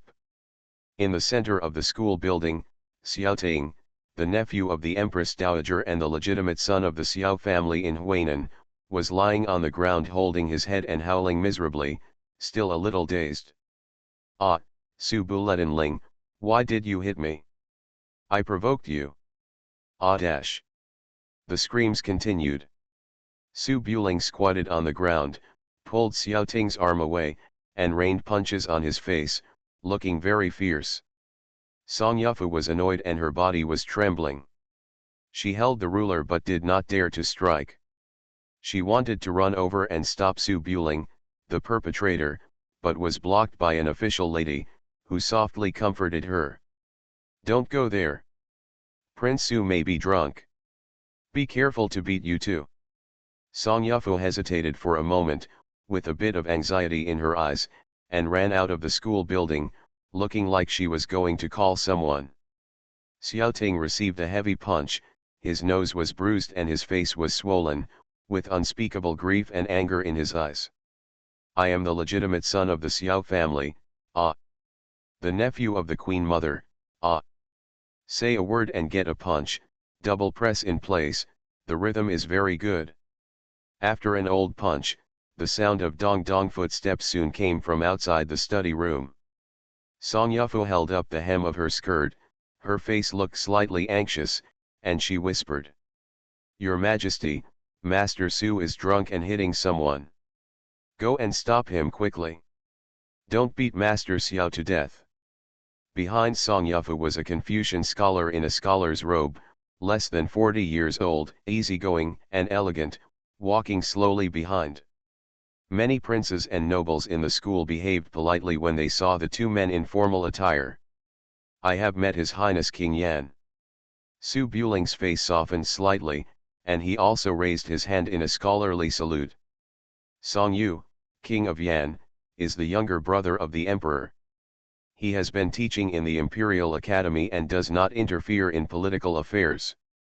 He has a reputation as a virtuous man and is praised as a true gentleman of the contemporary era. At this time, King Yan slowly entered the school building and saw Xiao Ting sitting on the ground with a bruised nose and a swollen face, with a bit of helplessness in his eyes. Xiao Ting is the nephew of the Queen Mother, who is regarded as the stepmother of King Yan Song Yu. If they insist on calculating their seniority, Xiao Ting calls the current emperor De Biaoguo. No, Xiao Ting, why are you fighting privately in the school? Hearing King Yan's accusation, Xiao Ting quickly got up and ran to him, pointing at his face. My lord, this was not a private fight, he was the one who hit me. I didn't fight back because he was a junior. King Yan frowned slightly and turned to look at Su Buling beside him. No, why did you hit Xiao Ting? Su Buling wanted to say, a gentleman does not bully the darkroom, but remembering Aunt Lu's teachings, he changed his words. Drunk, who is he? His expression was unruly and his tone was very arrogant, very much like the second-generation ancestor. Even with his elegant appearance, his aggressiveness was not reflected, but instead he showed a bit of cold handsomeness, which made many princes' daughters secretly glance at him. Xiao Ting was furious and rubbed his pig-head-like cheeks. I am Xiao Ting, the Queen Mother's nephew, Madame Lu's brother-in-law, and your uncle. Su Buling frowned slightly and looked up and down. Oh, that's right. He picked up the wine bottle and took a sip. Xiao Ting's eyes were filled with astonishment. He raised his finger and pointed at Su Buling. He said nothing for a long time. King Yan shook his head gently, looked at Su Buling, and assumed the posture of an elder. Buletin Ling, do you know the meaning of the word Buletin Ling? Su Buling replied softly, if his body is upright, he will not do what he is told. If his body is not upright, he will not obey his orders. King Yan nodded, now that I know, I won't ask why you hurt someone just now. You just have to forgive me, last night you helped punish rape and eliminate evil. You did a good job and deserved it, do what you say without being told, and we will continue to do so in the future. Su Buling frowned, I was drunk last night, who knows how it spread outside. King Yan was full of admiration, at a young age, you know how to be humble and non-competitive. This is the style of a gentleman, which is very good. Su Buling's face was covered with black lines, and he spread his hands, but he had nothing to say and could only look impatient. King Yan always made clear rewards and punishments, so he did not continue to boast, but instead said, the character is worthy of praise, but the merits and demerits are not equal to each other. He hurt someone in the Imperial College and broke the rules. He went to the bell and drum tower for 7 days and copied the Shueji 10 times. Su Buling breathed a sigh of relief. Even if he hid in the Imperial College for 7 days, if he was caught by Mrs. Lu, he would really be tortured to death. He immediately left the school building. Xiao Ting received a severe beating inexplicably, and his face turned livid with anger, and the corners of his mouth twitched. Seeing the princes and nobles in the school building snickering, he snorted coldly, Wait for me. Then he waved his sleeves and quickly stepping out of the Imperial College.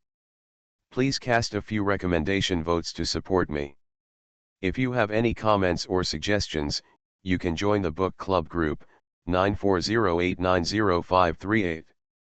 There are so many people. You are listening to novels at Bless Up channel. Wish you happiness and luck. Please subscribe to receive new novels. How do you feel about this novel? Please like and leave a comment. The Prince is very fierce. Author, Guan Zi. Chapter 6. Dong Dong. The sound of drums is like thunder, resounding throughout Chang'an, and the setting sun sinks into the mountains, evoking the lights of thousands of houses in Chang'an city. After Su Buling finished playing the last dusk drum, he sat on the floor next to the desk in the bell and drum tower, holding the hem of his sleeve robe with his left hand and grinding it slowly. The small case is spread out with rice paper, the Qingtian jade paperweight reflects the sea of lanterns in Chang'an, and a green lantern is placed on the desk. Tread. The sound of slight footsteps sounded from inside the bell and drum tower. Su Buletinling's ears twitched slightly, he put down the inkstick and tilted his head slightly. Who? His Royal Highness, it's me. The lanterns at the corners of the eaves were swaying gently in the wind. Inside the bell tower, Song Yufu, wearing a coat and skirt, walked out cautiously with the hem of her skirt in hand. She also held a ruler in her hand. The expression on her face was deliberately serious, but there were just a few traces in her eyes. The panic still betrayed the nervousness in her heart. Su Buletinling started studying ink again. No time. Song Yufu's eyes showed a bit of irritation when she heard this. She pursed her lips, walked to the desk, held a ruler and said seriously. Why do you talk like this? I am your teacher. Su Buling Xuanjiao squinted slightly and turned his head to look at Song Yufu. Song Yufu trembled in fright, put the ruler on her chest, and said slightly nervously, my father is the Grand Priest of the Imperial Academy. If you dare to hit me, you won't be able to go down.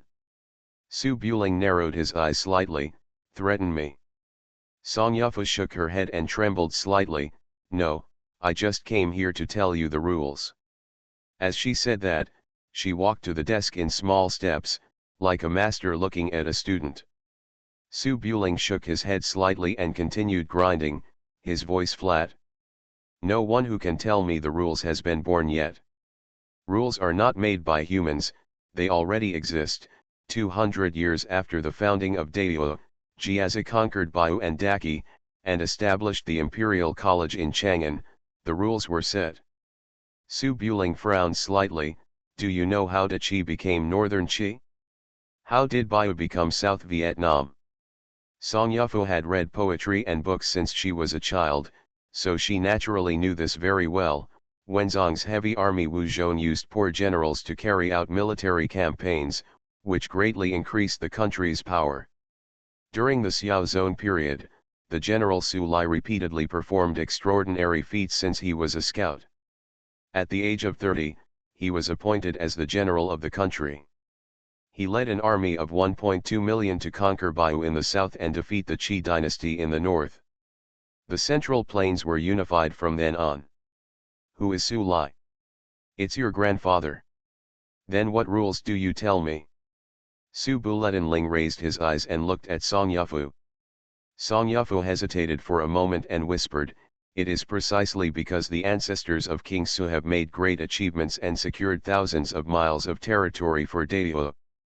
You are born as the heir, so you must abide by the rules set by your ancestors and cannot rely on power to be domineering.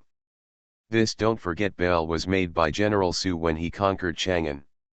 It was for the people of Daewoo and the civil and military officials of the Manchu dynasty to remember the humiliation and suffering of their ancestors for hundreds of years.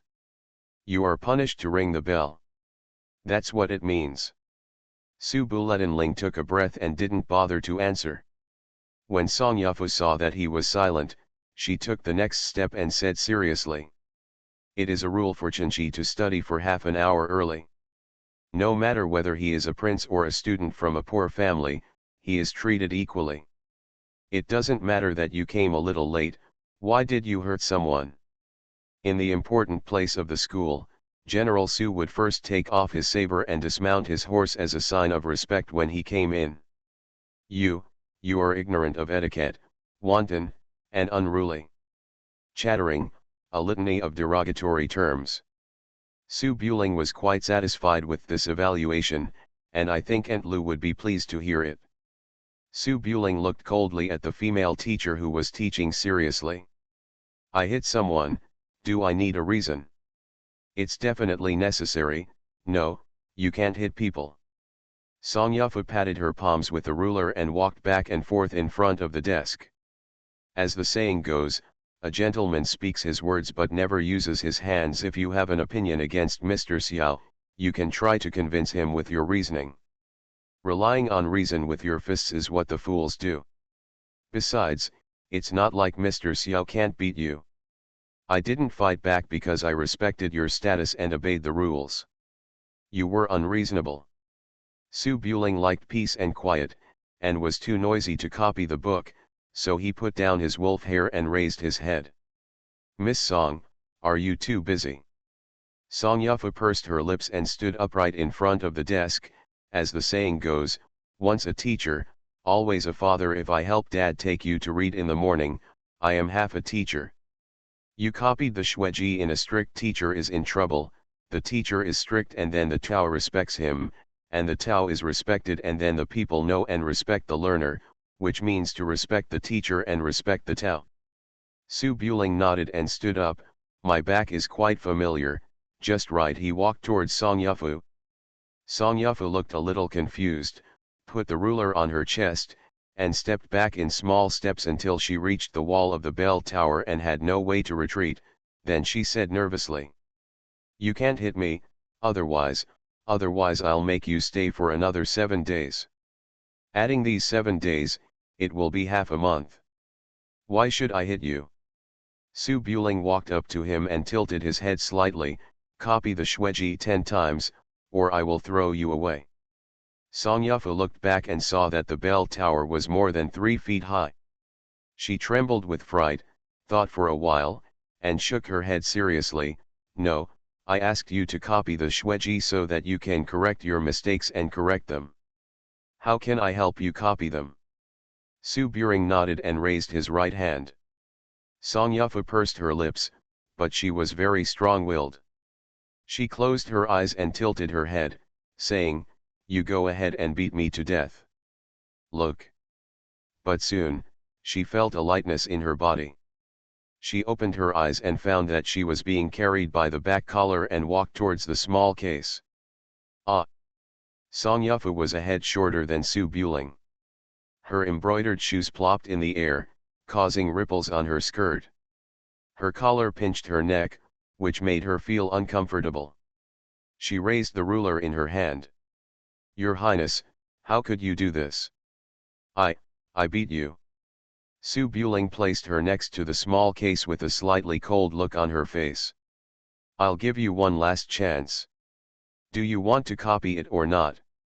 Song Yufu saw that this was unreasonable. She pursed her lips and lowered her head, and snorted softly, I'm not as experienced as a rough guy like you. She wanted to leave, but the result was that her body became airborne again, and she was thrown directly out of the bell and drum tower, with her skirt hanging, sweeping up the snow. Ah! A scream.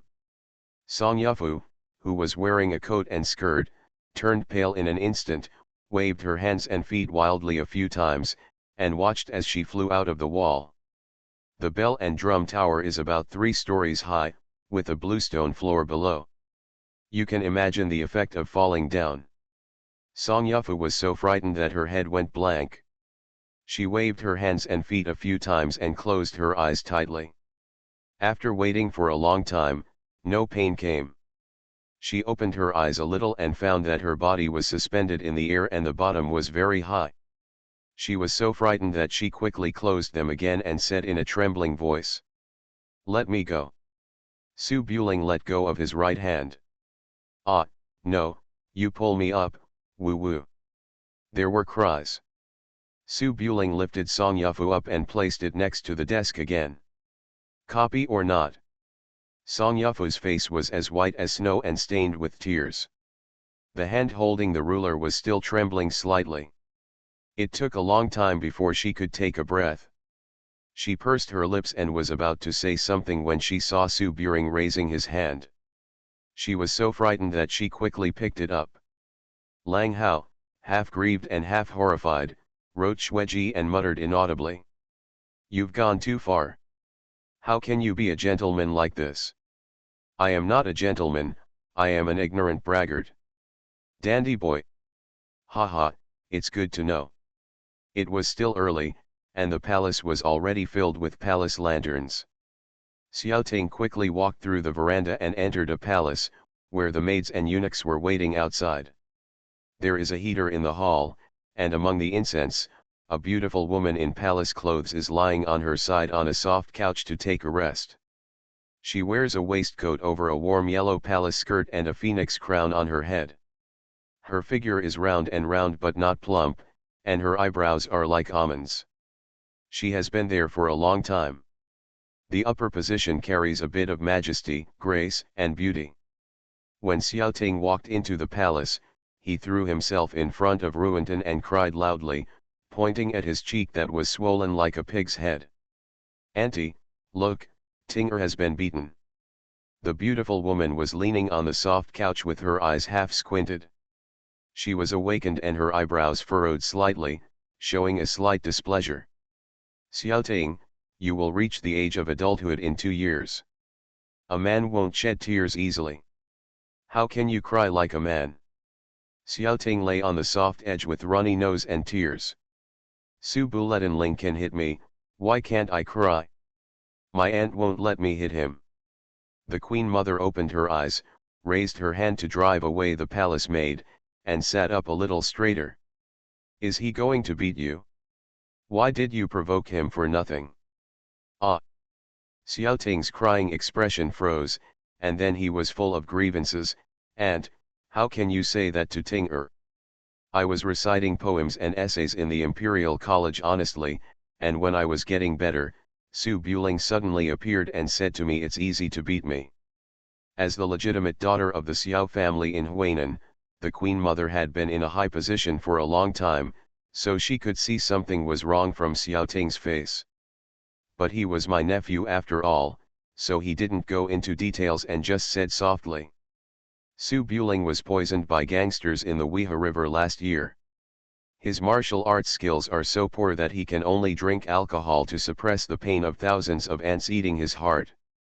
After such a big change, ordinary martial artists would have gone crazy long ago, and it is normal to have a bad temper. No, even if I beat you a few times, it won't kill you.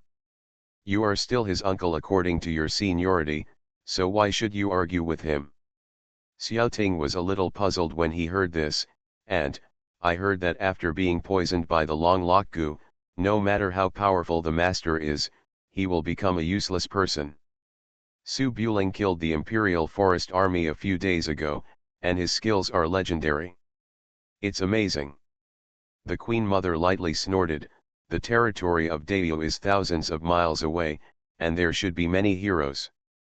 Su Buling has long been known for his superb martial arts. He once said boldly, he can go up to the 9 heavens to kill the moon, and he can go down to the 4 seas to capture the dragon, and a few common people it's a loss of status even if you do it, but you still expect him to be beaten up by a few thugs. Xiaoting frowned. My martial arts skills are so powerful even if they are not equal to each other. If his poison is cured, who else in the world can restrain him? There was a bit of disappointment in the Queen Mother's eyes. So what if an ordinary man is angry and blood splashes 100 steps? From ancient times to the present, there is one person who has achieved great things by relying on the bravery of an ordinary man. He can't even lead an army without a good strategy, and he can only block 1,000 with one man. Just a pawn. Xiaoting nodded. Indeed, Su Buletin was so impulsive that he didn't even read a book all day long, and he didn't know anything about poetry and poetry. It's really hard to achieve great things with only one body of bravery. It's good to know. I'll say hello to Lu Hongluan and ask her to discipline Su Buletinling. You can go back. Xiao Ting rubbed his pig-head-like face. Although he felt resentful, if the Queen Mother did not punish Su Buling, he had no choice but to leave in anger. The prince is very fierce. Author, Guan Guan Gong Zi. Chapter 7. 7 days later. Su Buling walked out of the Imperial Academy and whistled. A black horse with snow hooves that was over shoulder height trotted out of the stable and stopped in front of the dismounting monument on Qingxi Long Street. The horse is the Zhufeng Xiho produced in Mobei. There are 100,000 cavalrymen in the Ziliang army under King Su, and all the horses come from Mobei. 100 good horses will produce a snow hoof, and 100 good snow hoofs will produce a chasing wind.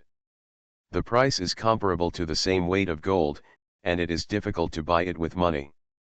There are only 2 in Chang'an, and the other one is the emperor's car. Su Buletinling got on his horse and galloped towards Prince Su's mansion on Kuishao Street in Changelfang. Princes and generals were all living around the imperial city. There were heavy guards outside each mansion, but there were not many pedestrians. After about a cup of tea, I passed the 3 octagonal archways on Kuishao Street and saw a small sedan parked outside Prince Su's mansion in the distance. A dignified maid stood at the door holding an umbrella, waiting respectfully. She is Mrs. Lu's personal maid. Su Buletinling had a headache, reined in his horse, and was about to turn around and go back to the Imperial College to spend the night, when a crisp voice came from behind. Little Prince. Su Buling sighed, and could only step lightly on the horse's belly through the long snow-covered street, walked up to the maid, and asked, knowingly. You knew, why did you come here? You knew bowed like water and said in a soft voice. Your Highness, my wife has been waiting for you at home for 3 days, but you haven't come over. She thought something had happened to you, so she asked your maid to come over and take a look. Su Buling nodded slightly, turned the horse's head and headed towards Mrs. Lu's residence. The 3 octagonal archways at the entrance of the street were given to the Xiao, Lu, and Su families. The Xiao family in Huainan is one of the powerful families in Dayu. The Central Plains has changed dynasties 3 times, but the Xiao family has remained standing and has been the prime minister for generations. The Lu family in Jinling is also a well-established family, and their house in the capital is right across from the Xiao family. The Su family broke the earth and sealed the title of king just 6 years ago. When it comes to the background of the 3 families, the differences are still quite big. When Mrs. Lu was young, she was promised to a young talent from the Xiao family. Unfortunately, her husband died young and she became a widow. The aristocratic family values etiquette.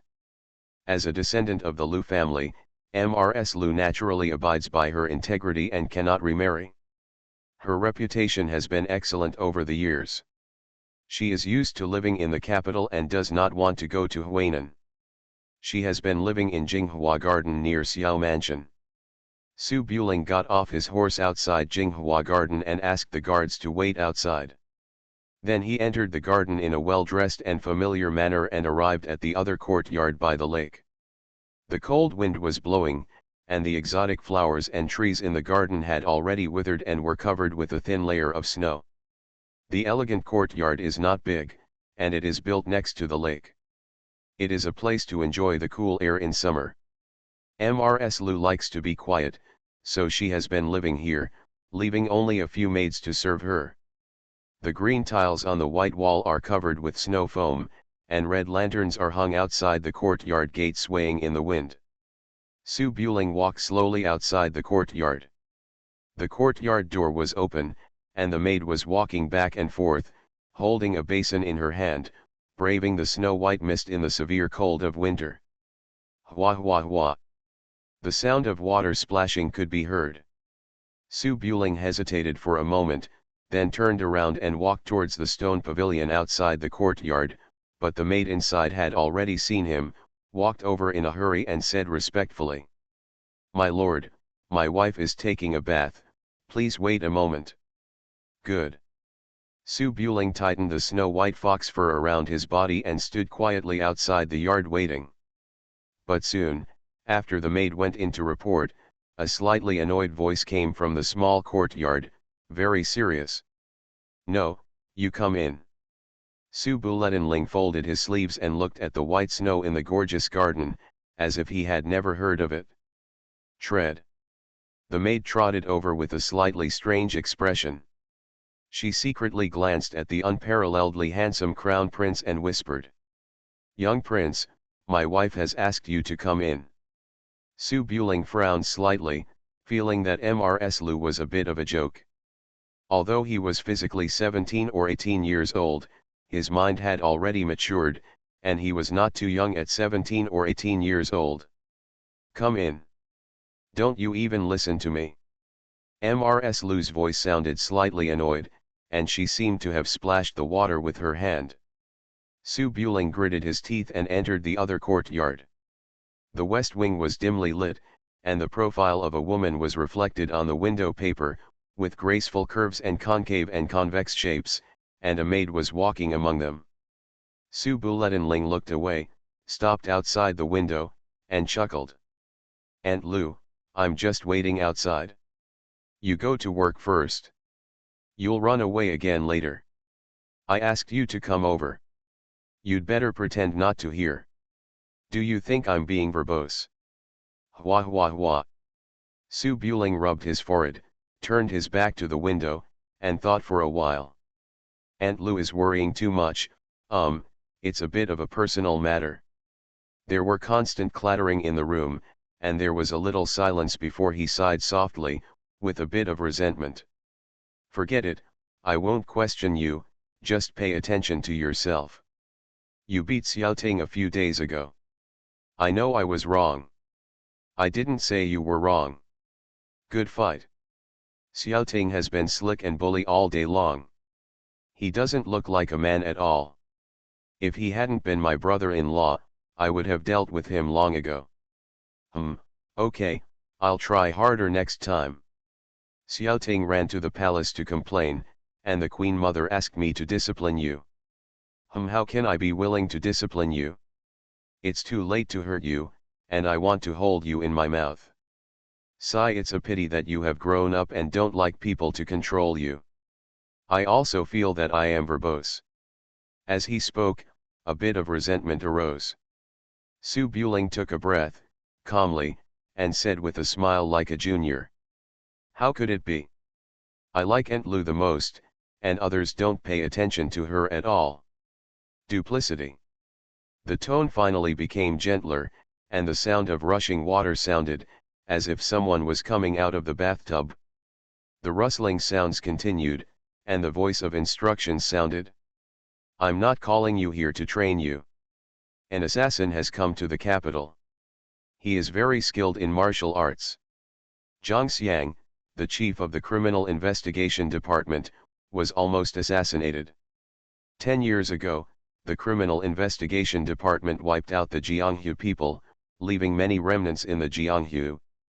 Your father has also sent troops to wipe out the Jianghu people, and he may also take action against you, so be careful these days.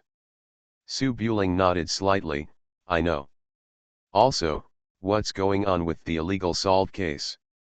Su Buling knew he would say this and said helplessly.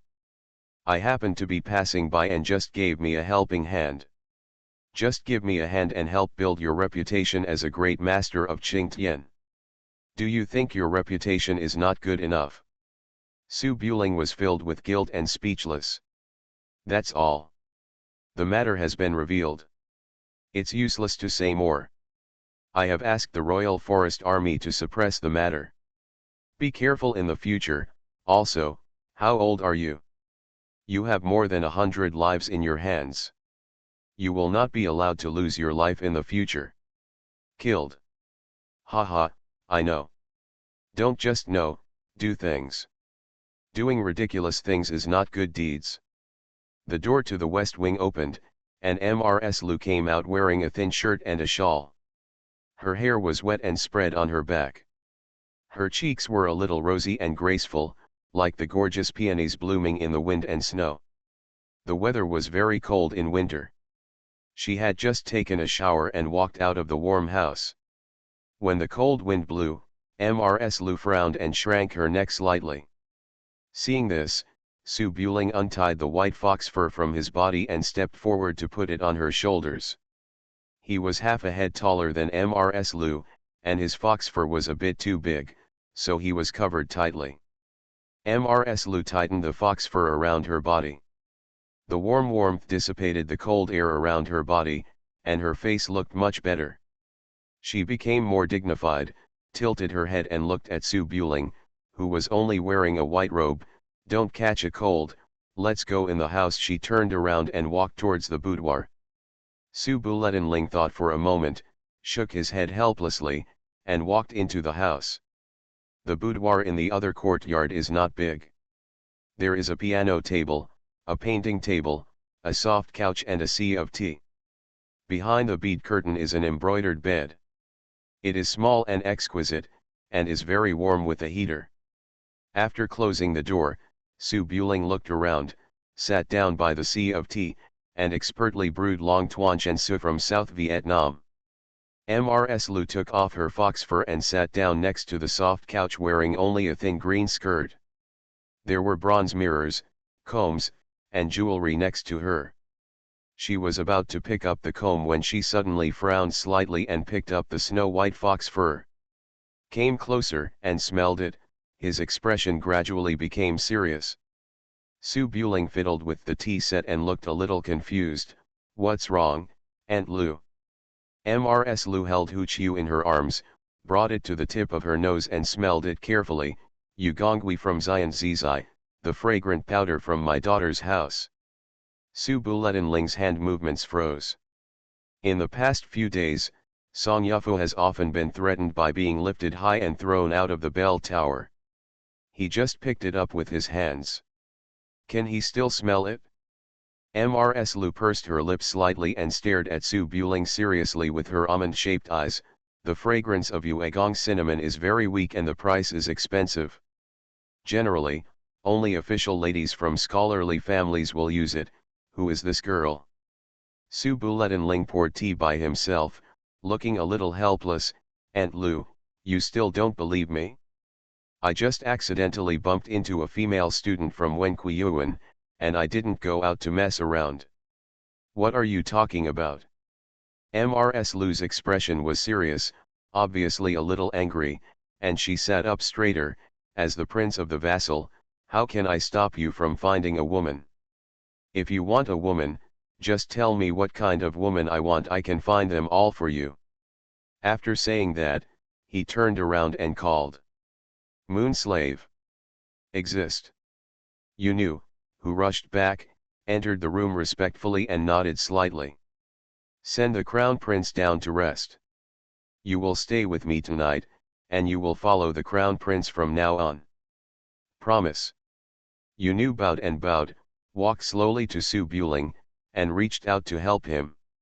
Su Buletinling's scalp was numb. If Mrs. Lu was asked to plant a spy to get along with her day and night, she would never be able to do anything serious in the future. He raised his hand and said, "That's all, I don't blame Aunt Lu. It's really just that I bumped into her accidentally and I don't like the girl." Mrs. Lu looked at it carefully for a long time. When she saw that Su Buling was not lying, she sighed quietly. "No, I'm not stopping you from finding a woman. You are still young, and your long hair is a disaster for the country and the people. You are in a high position. As long as there is a woman in the world, there is no one who would not want to stick to you. As the saying goes, the most poisonous woman's heart. In order to seduce you, those women outside can do anything. If you are inexperienced and accidentally deceived, you will not only harm yourself. You will be the king of princes in the future. The illusion of playing with war princes and King Zhou of Shang, have you heard of it? I know, take this as a warning." Su Buling chuckled, poured a cup of tea, walked over, and handed it to Mrs. Lu. Aunt Lu, drink tea, and calm down. Mrs. Lu pursed her lips, raised her hand to take the teacup, blew on it gently, took a sip, sat sideways and tilted her head, still feeling a little resentful. Su Buling thought for a while, raised his hand and saluted. Well, there is a chess game at Longjian Pavilion in Daifang today. I will go over and place a bet, so I won't disturb Aunt Lu. Upon hearing this, Mrs. Lu put down the teacup, picked up the fox fur, put it on his back, then walked around to the front and tied the lanyard in front of his collar. It's natural for young people to be pushy, but your position is too high. It won't harm you if you hide your shame and self-destruction. King Su has too much military power, and there are rumors in the market that the vassal king plans to unify. The Holy One must have some ideas. Nowadays, there are secret rumors in the civil and military circles of the dynasty that the Holy Emperor wants to reduce the vassal state. Whether it is true or false, you must be cautious in your words and deeds, and you must not be too prominent to attract jealousy. Su Buling smiled softly. I know. Mrs. Lu patted his lapel and said, it's not easy for you to taint yourself. Those old scholars in the literary society love to be more serious. Buying poems, copying poems, and other plagiarism behaviors are the most shameful to literati. Go buy a good poem, especially the kind that you cannot write based on your experience. In a few days, the dragon chant poem will shine on it, and those rotten scholars will definitely hunt you down. If you get angry and insist that you wrote it yourself, your reputation will naturally be tarnished. Su Buletinling's eyes lit up. This was a good idea. As a time traveler, it would definitely not work to ask him to write poetry. Asking him to copy a good poem that he couldn't write and scold him would not be easy. He was only 18 years old, and when he came up with the sentence I'm chatting like a teenager, holding the yellow on my left hand, and holding the blue sky on my right, I could tell with the lower half of my head that it was copied. Su Buling nodded, then chuckled, and said, don't worry, Aunt Lu, I will definitely let them scold me bloody this time. Mrs. Lu snorted, don't mess up again. If you are both civil and military, I'm afraid no one will be wary of you. She arranged Su Buling's clothes, looked up and down carefully, and then nodded with satisfaction. Go, don't drink flower wine. Su Buling was full of confidence, turned around and left the other courtyard quickly. Guys, feel free to vote for recommendation. The prince is very fierce. Author, Guan Guan Gong Zi. Chapter 8. The lanterns are on. The 108 squares in Chang'an City were filled with lanterns and crowds of tourists. Su Buling took Lao Xiao and rode to Daifang to look for Zhu Manzi. The gentry gathered in the streets, and the white horses and carriages kept flowing. Except for the lack of neon lights of various colors, the prosperity was not inferior to modern times, and the scenery was even better. When we got here, we rarely saw warriors with weapons on the street. Most of them were carrying fans. Occasionally, two scholars walking with swords were also used as decoration. Although I rarely go out after arriving in Chang'an, I have been to Daxingfang many times. In addition to the banquets held by various princes, the most important thing is to buy wine. This place is not far from the Imperial College. If he doesn't drink the long lock poison to suppress the poison, thousands of ants will bite him and he will die. The best effect is to become famous. Drink this every day. Over time, I really like it and I will come here by myself occasionally.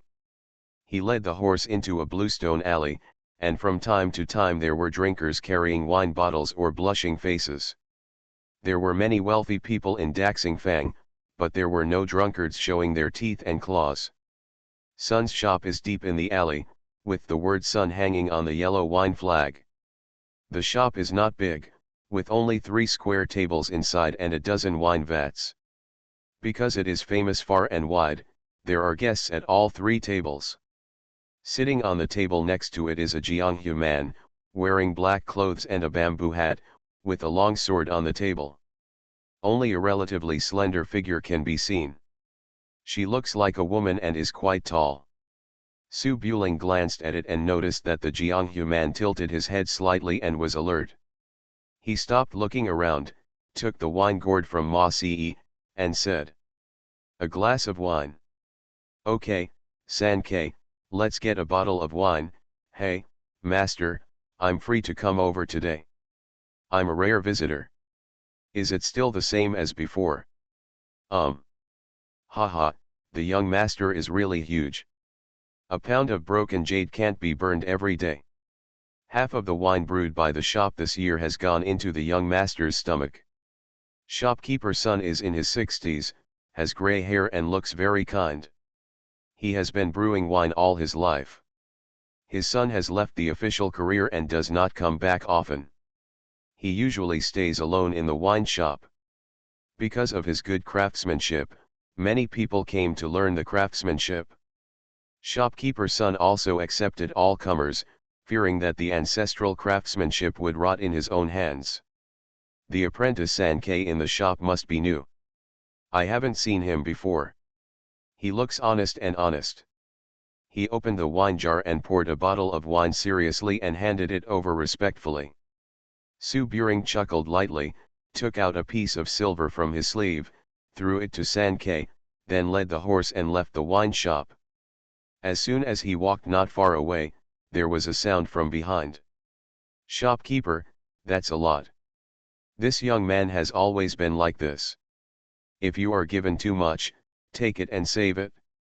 Don't gamble anymore. Your wife has run away and you still gamble. Be careful if you lose everything and risk your life." "I am measured." Su Buling frowned slightly, paused, thought for a while, and finally led the horse away from the alley. In Sun's shop, San K took the silver in his mouth with gleaming eyes, bit it, and then carefully kicked it into his arms. Shopkeeper's son brought the peanuts and cold dishes and placed them in front of 3 tables of drinkers. He was still chattering, and occasionally said a few words to the drinkers at the table. "Everyone drinks here. I heard that everyone came here in disguise that day, but no one confirmed it. It was just a matter of fun." The Jianghu guest with his back to the alley only slightly raised his hat at this time, revealing his thin lips and chin. His skin was as good as winter snow, and his red lips were as red as vermilion. Only half of his face could make people feel his alluring beauty. She gently took the wine bowl with her bare hands and said in a somewhat cold voice, "Shopkeeper, who was that person just now?" Shopkeeper's son has been running a wine shop all his life, and he has seen stunning beauties before. He put the peanuts on the table and laughed. "I don't know, he must be a young master from a certain family in the city. The fox fur coat he wears is not cheap. He is rich or expensive. He is so handsome. I don't think he is any less than a girl." The woman curled her lips and said, "She looks weak. I'm afraid she was addicted to wine and sex and lost her body." Shopkeeper's son was stunned for a moment, thought for a moment, shook his head and said, "This young master is not bad at all. He is different from those young masters who spend a lot of time and alcohol. He is also a good person. He. The woman didn't answer, but just ate by herself. On the other side, in a wine shop on the side street, the flags have turned yellow, there is constant noise inside, and there is the sound of rolling dice. Many slovenly men are gathered around, and a brazier is burning in the middle. Female detective Zhu Manzi was holding a wine bowl that was slightly bigger than her face, her brows were furrowed and she was worried.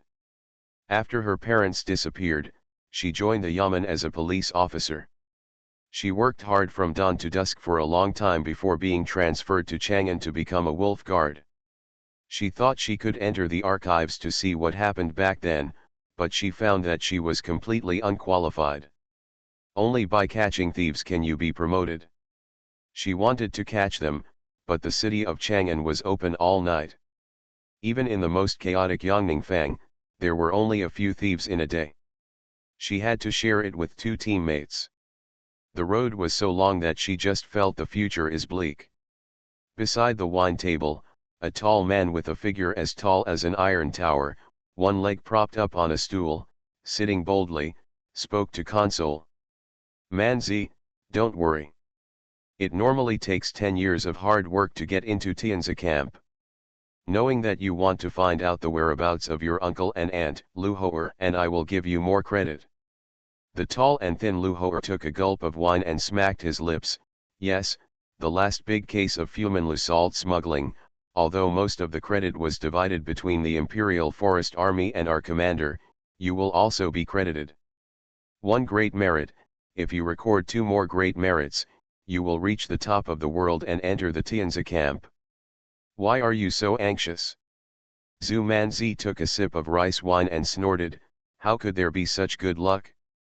If I hadn't happened to bump into Prince Su last time, I wouldn't have been able to solve this case." "That's true." While Lu Hoer was speaking, he turned his head to look at the street. Suddenly his eyes narrowed and he raised his hand and patted the man from the iron tower next to him. "Wang Dazwang, look, there is a fool." Zhu Manzi and Wang Dazwang looked out of the window and saw an old man with a cane on the street, walking with difficulty, his eyes dim and lifeless, and he hit his waist with his hands from time to time. Zhu Manzi recognized this old man. He often told stories in the tea shop on the back street. Today, the old man had a money bag hanging on his waist. The bulging outline of the money revealed. If he glanced at it, he would probably have dozens of tails. Zhu Manzi was stunned. This old man, taking so much money out and leaking his wealth, isn't he looking for robbery? His eyes swept across the street, and sure enough, there were a few men with sly eyebrows leaning towards the old man, but the old man was so stubborn that he walked directly into an alley next to him. "Hey!" Zhu Manzi's face was slightly anxious, and he quickly picked up the Yanling knife, jumped out of the window and landed firmly on the ground, followed closely by his 2 companions. He quickly rushed into the alley, and after walking only a few feet, he saw an infuriating scene next to a thatch pile full of debris. I saw 3 masked thugs standing around with daggers in their hands. The old man was leaning against the corner, holding a cane in his right hand, tremblingly waving the map to drive away the bad guys, and holding a money bag in his left hand. His face was filled with tears and grief and indignation. "Someone is coming. You old man, if I don't teach you a lesson, you will think that my sword is fake. Stop." Zhu Manzi flew into a rage and unsheathed Yan Ling's sword, clang lang. His thin body was like a cheetah making a sudden attack. In an instant, he rushed out 2 feet and arrived in front of the 3 robbers. The Yanling knife slashed down and landed on the arm of a robber. Unexpectedly, the robber was wearing an iron wrist guard and a few sparks exploded. Clang! The 3 robbers reacted very quickly. When the man next to him saw this, he immediately fought back and hit Zhu Manzi with a pair of old fists. Zhu Manzi was caught off guard and hurriedly raised his arms to block. He was hit and flew into the alley wall. The remaining robber was holding a short blade and had already rushed to the edge of the wall and handed out a knife. When warriors fight, victory or defeat can be decided in the blink of an eye. Wang Dazwang and Lu Hoer's faces turned pale, and they were unable to save them except shouting, "How dare you, thief!" At this moment, a cold wind suddenly rose in the quiet alley, and after 3 soft sounds of pap, pap, pap, a white shadow fell from the sky and landed behind Zhu Manzi. He held a sword in his right hand and held his left hand behind Zhu Manzi to stop him from retreating. Potential. Zhu Manzi grunted after being hit twice, and then recovered after falling to the ground. Holding the knife with his eyes full of fear, he saw the 3 robbers staggering, as if they had suffered a heavy blow to the head. Bang! The dagger fell, and the 3 robbers fell to the ground one after another. Zhu Manzi's body was stiff, holding the knife in both hands, looking at the 3 bandits lying on the ground, and it took him a long time to react. I turned around in shock, only to see a white-robed young man standing next to me, smiling softly and saying softly, "Girl, be careful. His voice is magnetic, his appearance is extraordinary, his peach blossom eyes carry a seductive charm. Zhu Manzi was stunned on the spot, staring blankly. After a while, his face gradually turned red. Flying snow fell on the quiet alley, and 2 wolf guards tied up 3 bandits. At the entrance of the alley, Zhu Manzi comforted the trembling Lao Xiao and told him to hide the money before letting him leave, and walked back to the alley with the knife. Looking up, Prince Su, dressed in white, was standing there holding a wine gourd, his figure upright and motionless. She knew the dangerous situation she was in just now. If Prince Su hadn't come to the rescue, she would have died or been disabled. Zhu Manzi hesitated for a moment, walked up to him and was about to say hello, but Su Buling raised his hand first. "It's easy to do. Just call me Mr. Su when you're out." Zhu Manzi looked back at the 2 wolf guards, then without revealing Su Buling's identity, he walked out of the alley. "Thank you very much, Mr. Su." Su Buling took a sip of his wine and tilted his head to look around. "You are young. Instead of staying at home embroidering and making women's dresses, you run out and imitate men in fighting and killing. I met you twice, and you were beaten both times. Be careful next time." Zhu Manzi chuckled softly, raised his eyes and took a few peeks. "Thank you for your concern, Mr. Su. Why are you here?" Su Buling chuckled lightly. "There is a chess game in Longjian Pavilion. I wanted to go there and have a look, but I happened to pass by. What's your name? You look so young. Why did you come to the capital to be a catcher?" "My name is Zhu Manzi, which means branch full of sweet-scented osmanthus." Zhu Manzi walked slowly behind, with a bit of disappointment in his eyes. "My father gave me this name. There were many osmanthus trees planted at home when I was a child, and my mother liked it. The year before last, on the day I turned 14, my parents suddenly disappeared, and the police could not find them, so I went to the county government office to work as a detective and searched everywhere.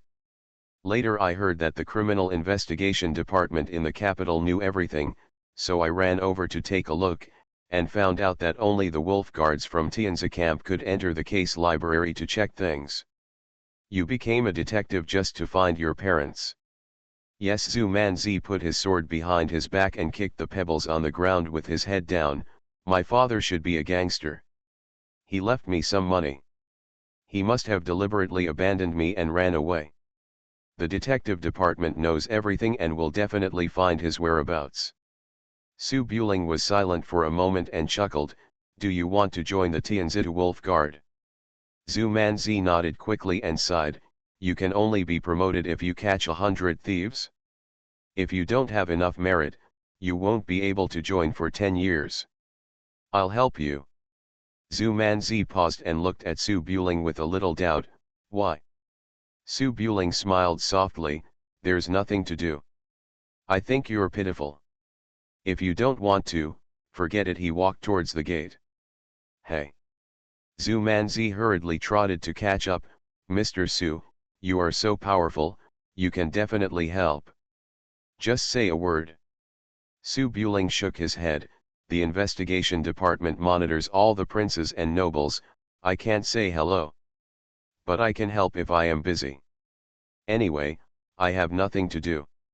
Go to the investigation department to take on a few cases tomorrow. Be at the gate at 3:30 in the morning. No one will wait after that time." "No problem." Zhu Manzi's eyes showed some surprise, watched Su Buling leave, and stood there waving happily.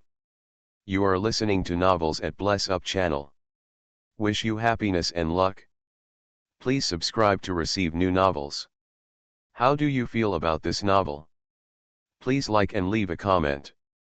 The prince is very fierce. Author, Guan Guan Gong Zi. Chapter 9. Boom Boom. The next day, the morning bell rang throughout Chang'an, and the sound of reading rang out in the various buildings of the Imperial College as always.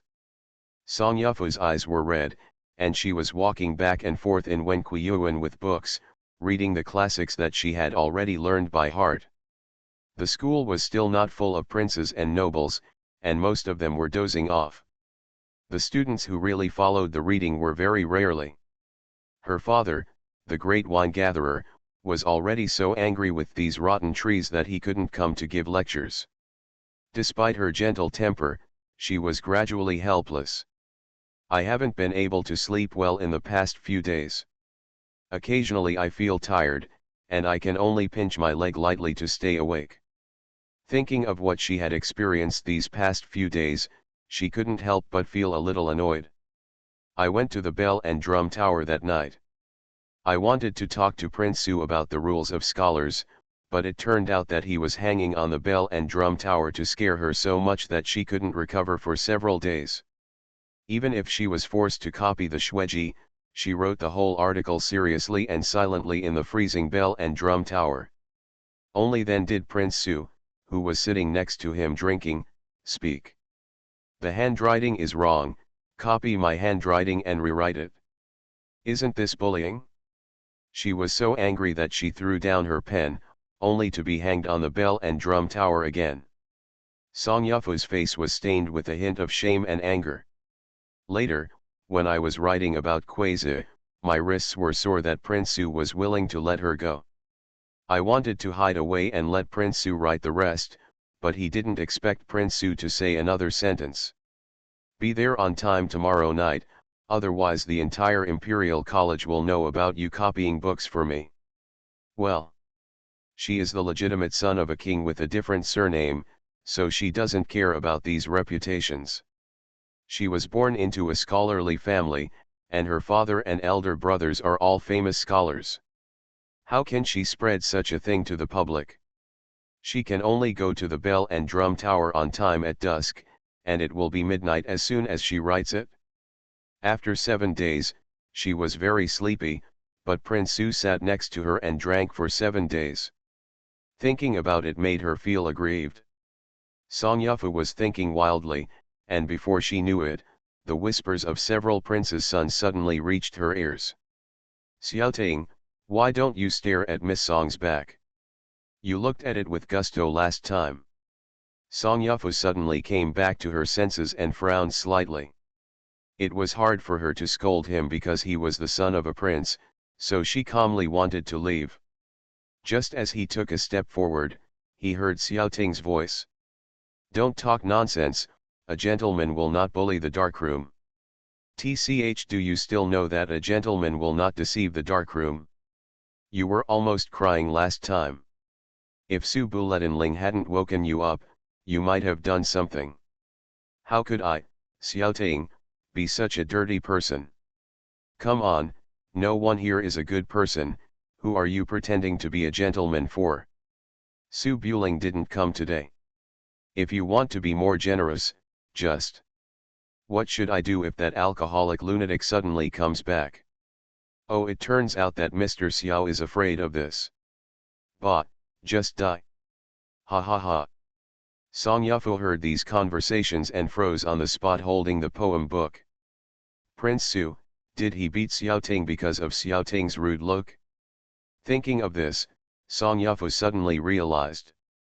It turns out that Prince Su is not domineering, but a gentleman who does not value false reputation. Thinking back to that night when I ran to scold Prince Su for hurting someone for no reason. Song Yufu walked back and forth several times, her eyes slowly showing a bit of shame. The warm winter sun shines on Zuk Street, with busy traffic on both sides of the street. The temples and Taoist temples next to the street are full of incense. From time to time, there are officials and ladies driving and traveling in sedans, and there are also business travelers who have traveled long distances to look around. It looks like a prosperous time. Su Buling drove his horse through Zuk Street and arrived outside Yongningfang. The bells and drums chiming the time rang on the watchtower on time. 10 hour and 3/4, not bad. Master Su. The horse stopped, and Zhu Manzi ran over to salute with joy, holding a small purse in his hand, and said with a smile. Yesterday, the 3 young men were habitual offenders. They hurt many brothers. The Yamen rewarded us 30 taels of silver. This credit belongs to the young master, and it all belongs to you. Su Buling got off the horse, did not reach out to pick it up, and led the horse towards the street, tilting his head and looking at it a few times. What job did you take? When Zhu Manzi heard this, he became energetic. He took out the Vuchambo from his arms, flipped through a few pages, and pointed to the lines of writing on it. With Mr. Su's help, I specially picked a few difficult jobs. No one in the entire Daiza camp was willing to take them. The reward is quite high. Okay, let's go. Have Mr. Su eaten in the morning. A moment later, at a stall on the roadside of the market, 2 bowls of mutton in a basin were placed on the table, steaming hot and fragrant. Zhu Manzi sat at the small table with chopsticks in his hand and said proudly, "My treat is a double portion of mutton. If there's not enough, I'll add more." Su Buletinling shook his head and chuckled, put the long sword on the table, and began to feast. Zhu Manzi lowered his head and took a sip of the soup, keeping his eyes on Su Buling opposite him. Perhaps he was a little nervous. He glanced left and right, his eyes on the long sword on the table, and he smiled and had nothing to say. "Mr. Su, what's the name of your sword?" "Take courage." "Zhao Dan, I seem to have heard of it somewhere. My father also uses a sword and taught me how to use it. Unfortunately, my father is not very good at using it. I only know one move." "Yeah." Whispering. As the sun rises, the streets become busier and busier. 2 empty large bowls were placed on the small table. Zhu Manzi stood up and patted his stomach. A layer of fragrant sweat appeared on his forehead. He raised his hand to wipe it. When he saw Su Buling took the wine bottle from the carriage and took a sip, he chuckled. "Road. Prince Su, drinking alcohol early in the morning will hurt your health. Not drinking will kill you." "Oh, Prince Su is still a drinker. I also like to drink. I like the Duanya Shao from Sunjia shop in Daifang the most. It's so strong." Su Buling held the reins and turned around the busy street into the alley. He tilted his head helplessly. "Miss Zhu, you talk a bit too much." "Really? Then I won't speak. Let's get down to business. Oh, there is a Zheng Sandao in the West City. He is a local snake in the West City. I heard that he owns 2 gambling houses. Unfortunately, there are no clues. His ears and eyes are very good and he ran away as soon as he was there. Tanghulu. Buying coal. You humming. It is noisy and noisy. Near the watchtower in the west market of Chang'an City, a group of houses are built here. Merchants and vendors in the market often spend time here. Gambling houses and hook bars are one after another. In a courtyard, the master was counting the money collected last night. Zheng Sandao was sitting at the table, wiping a knife in his hand with a white cloth. The blade was covered with traces of time. He had followed him for as long as he had wandered into the world. The gambling room next door was noisy, and from time to time, a man who had lost all his pants was thrown out and left with curses and spit. "You guys are betting on dogs. If you can win money, I will go drink the northwest wind." Zheng Sandao cursed and wiped the knife for a moment. Suddenly Xiao Si ran into the courtyard and said, "Boss, a wolf guard has entered the West City and is coming this way." 1. There is also a rich man whose horses are expensive. He doesn't seem to be here to play in the autumn breeze. "Boss, do you want to avoid him first?" "No need to avoid it." While speaking, a cold voice sounded from the courtyard door. Zheng Sandao's expression suddenly changed. He stood up, held the handle of the knife and looked towards the courtyard door. He saw a tall young man in white striding in with a long sword in hand. Behind him was a panting female wolf guard, her breasts trembling as she ran, following behind. The thugs in the courtyard saw this and surrounded him with sticks. Zheng Sandao stood up and walked down the steps, looked at it with tiger-like eyes, and then held the sword upside down and held it in his hand. Young master came to visit rashly, do you have something important to do? Su Buletinling kept walking and held the hilt of the sword with his right hand. Watch out! A pot exploded in the courtyard in an instant, and the minions with sticks looked like they were facing a formidable enemy. Zheng Sandao held the sword in both hands and stood in front of him in a posture, his robes fluttered, and his momentum rose and the fierce light surged. Brother, don't toast or eat as a penalty. Before he finished speaking, he heard a soft sound of choking, the sharp blade was unsheathed, and a cold light flashed. Clang! Zheng Sandao hurriedly raised his sword to block, but he never expected that the sword in his hand would be cut into two sections. Seeing this scene, Zheng Sandao was so frightened that he retreated hastily, but he couldn't avoid the sword edge piercing his throat. At this critical moment of life and death, Zhu Manzi flew out and hugged Su Buling's arm tightly. Keep someone under the sword. Su Buletinling paused, pointed his sword at Zheng Sandao's throat, looked at his arm that was trapped between two limp balls, and frowned slightly. Miss Zhu, what do you mean? Zhu Manzi was panting, holding Su Buling's arm, with a bitter look on his face. Mr. Su, if his crime is not worthy of death, why would you just kill someone? Yes. Zheng Sandao escaped from death with a pale face, sat down on the ground, and said in a trembling voice. I stole the concubine of the king's wife, and committed murder. Su Buling was speechless, took a breath, put away his sword and turned around to leave. Zhu Manzi immediately panicked, dragged Zheng Sandao up, caught up with Su Buling, and said urgently.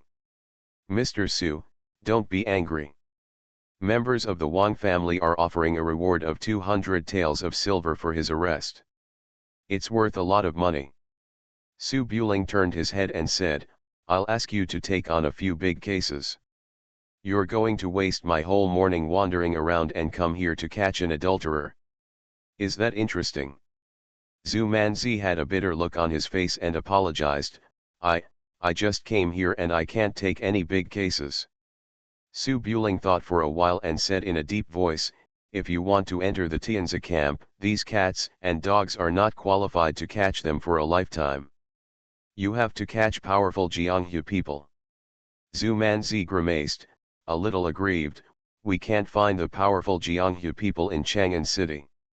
The ones that are easy to catch have been snatched by others.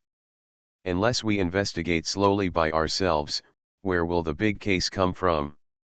Zheng Sandao followed in fear. Hearing this, he quickly interrupted, Master, I know a secret thing. It is definitely a great achievement. As long as you hold your hand high and don't drag me to see the official. Su Buling's eyes were slightly cold, say. Zheng Sandao opened his mouth, feeling that he was not qualified to negotiate, so he had to speak honestly. Many gamblers have disappeared in the city recently, and no one from the government is taking care of them. I heard that the younger one has something to do with the White Horse village outside the city. Su Buling frowned slightly, thought for a moment, tilted his head and said, Get out of here. Thank you, Master. Zheng Sandao looked overjoyed, turned around and ran away. Hey, stop. Zhu Manzi finally caught a fat rabbit. When he saw it, he became anxious. He ran out and chased for 2 steps. He looked at Su Buling next to him and his voice weakened again. That's 200 taels of silver, my salary for 3 years. Su Buling whistled to call the horse, then got on the horse, go check the matter of Bama village, and go to the ministry to find out if there are any gangsters entering the city recently. I'll give you 7 days. Next time you come, you can take me with you to catch cats and dogs. I'll sell you to a brothel and make sure you can make endless money. Zhu Manzi shuddered and replied weakly, Don't be so fierce. I'm a wolf guard. It's illegal to kidnap and sell you. It's not illegal for me to kill people, so why should I sell a person? If the emperor breaks the law, the common people will be guilty. I'm not the emperor, nor am I a common person. Oh, I know. Zhu Manzi looked down weakly, watching Su Buling galloping away on his horse, and quietly stuck out her tongue. You're so arrogant. Big guys, please give me a recommendation vote. Thank you for your support. The prince is very fierce. Author, Guan Guan Gong Zi. Chapter 10. After a busy morning in Zishi, I drove my horse to the dismounting monument outside the Imperial Academy. It was already 3 o'clock in the morning. Old Xiao, who had been waiting in front of the dismounting monument for a long time, said with a cheerful smile, "How is the young prince? Did he capture the heart of that silly girl?" Su Buling sighed, "Zhu Manzi is a bit silly, can you change her?" Old Xiao shook his head, "The archives contain secret files of various princes and families. Breaking in and out would be considered treason. A smarter person would definitely not take the risk." Su Buling nodded and went straight into the Imperial Academy without saying anything more. According to the rules, those who were truant would be punished by ringing the bell for a day. He didn't like to stay with a bunch of brats from Wenquiyuan, so he went to the bell and drum tower consciously. There is a room under the bell and drum towers specially for students who are thinking about their mistakes. The room only has a bed and a desk, which are neat and spotless. Su Buling sat down at the desk, picked up the pen and ink on the desk, and began to copy Shuiji. As soon as I finished writing more than 100 words, a beautiful figure floated across the window in front of me. She was looking up carefully with her head raised. Her steps were very light, as if she was afraid of being discovered.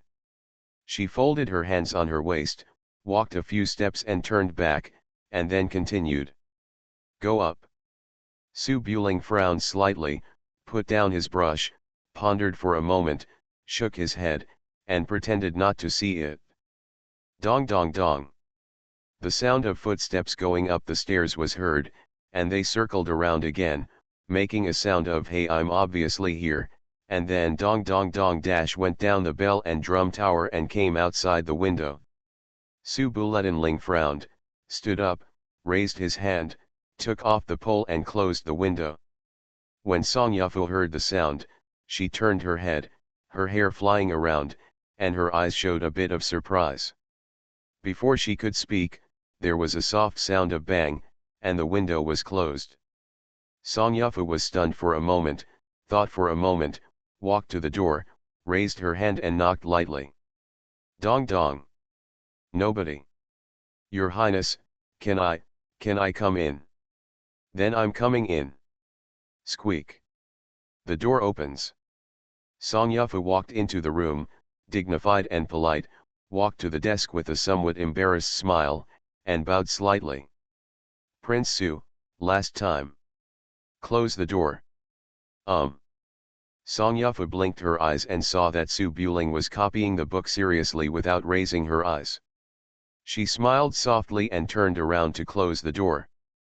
But when she turned around, she suddenly realized that Su Buling was already behind her, with her hand on the door, very close to her, blocking her from the door. Wall bang. Ah!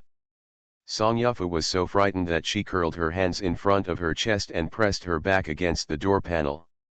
She looked up at Su Buling, who was frowning, and said in a trembling voice. Prince Su, what are you doing? What else do I want to ask you to do? Su Buling looked down from a high position and looked at Song Yufu, who came uninvited. The faint fragrance hit his nostrils and he got a little closer. A daughter's family, alone, comes to find a man, wanting to be a princess. Song Yufu pursed her lips, with a bit of annoyance in her eyes, and said softly, Prince Su, why are you speaking so freely? I'm here to apologize. The last time you hit Xiaoting, I misunderstood you. Su Buling frowned slightly when he heard this. What's the misunderstanding? Song Yufu was very serious. I thought Prince Su had a violent temper, but I didn't expect that you are a true gentleman who lives up to your reputation. Last time you taught Xiaoting a lesson because of Xiaoting's rude look, and last time you broke the rules private salt case. Su Buletinling's face darkened. When Aunt Lu heard this, she probably had to nag him again that he can't even hide his shame. It's not because of this, I just beat Xiaoting because I was drunk. Song Yufei couldn't believe it, and said seriously, that is, Prince Su is obviously a gentleman, why should he suffer injustice? I will go to my father later to clear your name, and let the entire Imperial College know that you are not a bad-tempered person, it's just that he is young and mature, he doesn't want to be famous, and he doesn't bother to explain. Su Buling took a deep breath, Miss Song, don't be so sentimental. Song Yufei's expression was serious, how can I just sit idly by and ignore the fact that a gentleman is wronged and a villain succeeds? Seeing that the reasoning didn't make sense, Su Buling had a fierce expression on his face, come here and apologize sincerely. Copy 3 pieces of Shuiji so that you and I can understand each other. Sanjia Fui frowned slightly and shook her head firmly. I can't copy it for you anymore. I already copied it for you last time. Furthermore, even if Xiaoting behaves like a gentleman, you shouldn't fight against a villain. That wouldn't make you a rough man. So it's still wrong to hit someone, but I still thank you. Nagging. Su Buling held the door panel with his hand and leaned slightly closer, with a stern expression, no matter how much you say, it's useless. If you don't copy it today, you won't be able to get out of this door. Song Yufei leaned back slightly, wanting to push Su Buling away, but felt it was inappropriate, so she retracted her hand and said seriously. I won't copy it for you. The worst I can do is not go out. Su Buling nodded and stared at her coldly. Song Yufei held her head high and held her chest out with courage, feeling confident. I look like you are a gentleman, so you won't hit me. The situation is deadlocked. The sun and the moon go by, and it goes from noon to dusk in the blink of an eye. Song Yufei's body was weak and she couldn't bear to stand for several hours.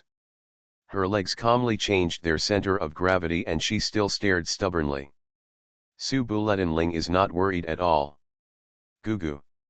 I'm hungry, and an inaudible voice sounds. Song Yufei's face turned red suddenly, and her eyes suddenly became misty. She turned around and wanted to open the door, but she couldn't pull it open. Su Buling snorted lightly, do you think what I said was a joke? Song Yufei stamped her embroidered shoes and became a little anxious, Prince Su, I can't copy it for you. Then don't go out. Just don't go out. If you don't eat for a day, you won't starve to death. Su Buling snorted lightly, raised his hand and slipped Song Yufei's back collar, opened the door and walked up to the bell and drum tower. I think I'm going to go bungee jumping on the bell and drum tower again. Song Yufei's face panicked, she staggered in the air, struggled twice, and made herself feel a little uncomfortable, so she said anxiously, Prince Su, how could you do this? Let me down quickly. Copy or not? Song Yufei pursed her lips and hesitated for a long time, this is the last time. Impossible. From now on, all the copying of books will be yours. Song Yufei was immediately unhappy and felt a little aggrieved, why? Su Buling brought her into the room and said calmly. As long as you copy the book for me, I'll keep it a secret for you. Song Yufei pursed her lips, held it in for a long time, and then whispered. You're being unreasonable. It's good to know, I'm not a gentleman. Su Buletinling sat down by the bed, sat upright, and stared at it carefully. Song Yufei had no choice but to go to the desk, picked up the brush, and reluctantly continued writing Shuiji on the rice paper. Outside the imperial city, a team of 3 sword wolf guards came and went from the yamen of the Criminal Investigation Department, each taking orders to pursue various major cases all over Daio Kingdom. At dusk, Zhu Manzi returned to the yamen listlessly. The detective department has great power as the emperor's eyes and ears. 10 years ago, the imperial court swept across the world and killed people in Jianghu who were frightened by the news. It was known as the Iron Eagle hunting deer in history. The detective department also took advantage of this situation and rose up, with the sky above and below shaking. Yeah, there is nothing that cannot be dealt with. Officials from the capital have to take a detour when they see him, but this honor is only limited to the Tianzitu Wolf Guard. Those with the prefix D are one level above ordinary detectives, and those with 72 locals like De Guying basically have no status in the detective department. They are either newcomers or retired people. Most of the people in the courtyard of the patrol house were old men or King Guadanzi. Wang Dazwang and Lu Hoer had already returned and were squatting in the courtyard of the patrol house chatting with a few colleagues. Seeing Zhu Manzi coming back, Lu Hoer said with a smile. Manzi, why are you looking so sad? There's nothing to do while patrolling the streets, it's boring. Zhu Manzi untied the black scarf wrapped around his head, pulled up his hair, took a thorn hairpin from his arms and inserted it into his head. He ran to the water tank filled with rainwater, looked at himself in the mirror, and asked softly. Is there any big case in the Yamen recently? Lu Hoer thought for a while. There are many big cases, but the house manager is arrested. We patrol the city and can't manage the house. Well, something happened in Dongcheng a few days ago. Someone sneaked into the private residence of our commander Zhang. We were discovered by the secret sentry and started to fight. 12 people from the Tianwei camp were sent to the camp, but only 8 came back. The thieves escaped. Your Excellency, please let us pay attention and send out fireworks as soon as there is news. Zhu Manzi was slightly shocked when he heard this. Tianwei camp ranks 8th among the Tianzi camps. Any one of the 30 wolf guards can walk sideways in the rivers and lakes. 12 out of 4 teams can destroy ordinary rivers and lakes forces. Only 8 of them have come back and have not been captured. Come on, how fierce a thief must he be? Zhu Manzi blinked. If I catch it, can I enter Tianzi camp? Wang Dazwang cracked the melon seeds. You can get in, but Tianzi camp is facing a formidable enemy now. Be careful and risk your life. Find some stable work honestly, and don't think blindly. Zhu Manzi nodded lightly, then asked, who is the owner of Bama village outside the city, do you know? Lu Hoer thought for a moment. Bama village seems to be a place for rich people to hang out. Ordinary people are not allowed to enter. I'm afraid it has something to do with a certain adult. What are you asking about? Zhu Manzi remembered the words sell you to a brothel, his brows gradually wrinkled, and he sighed bitterly, just asking. He wrapped his headscarf again and walked out listlessly.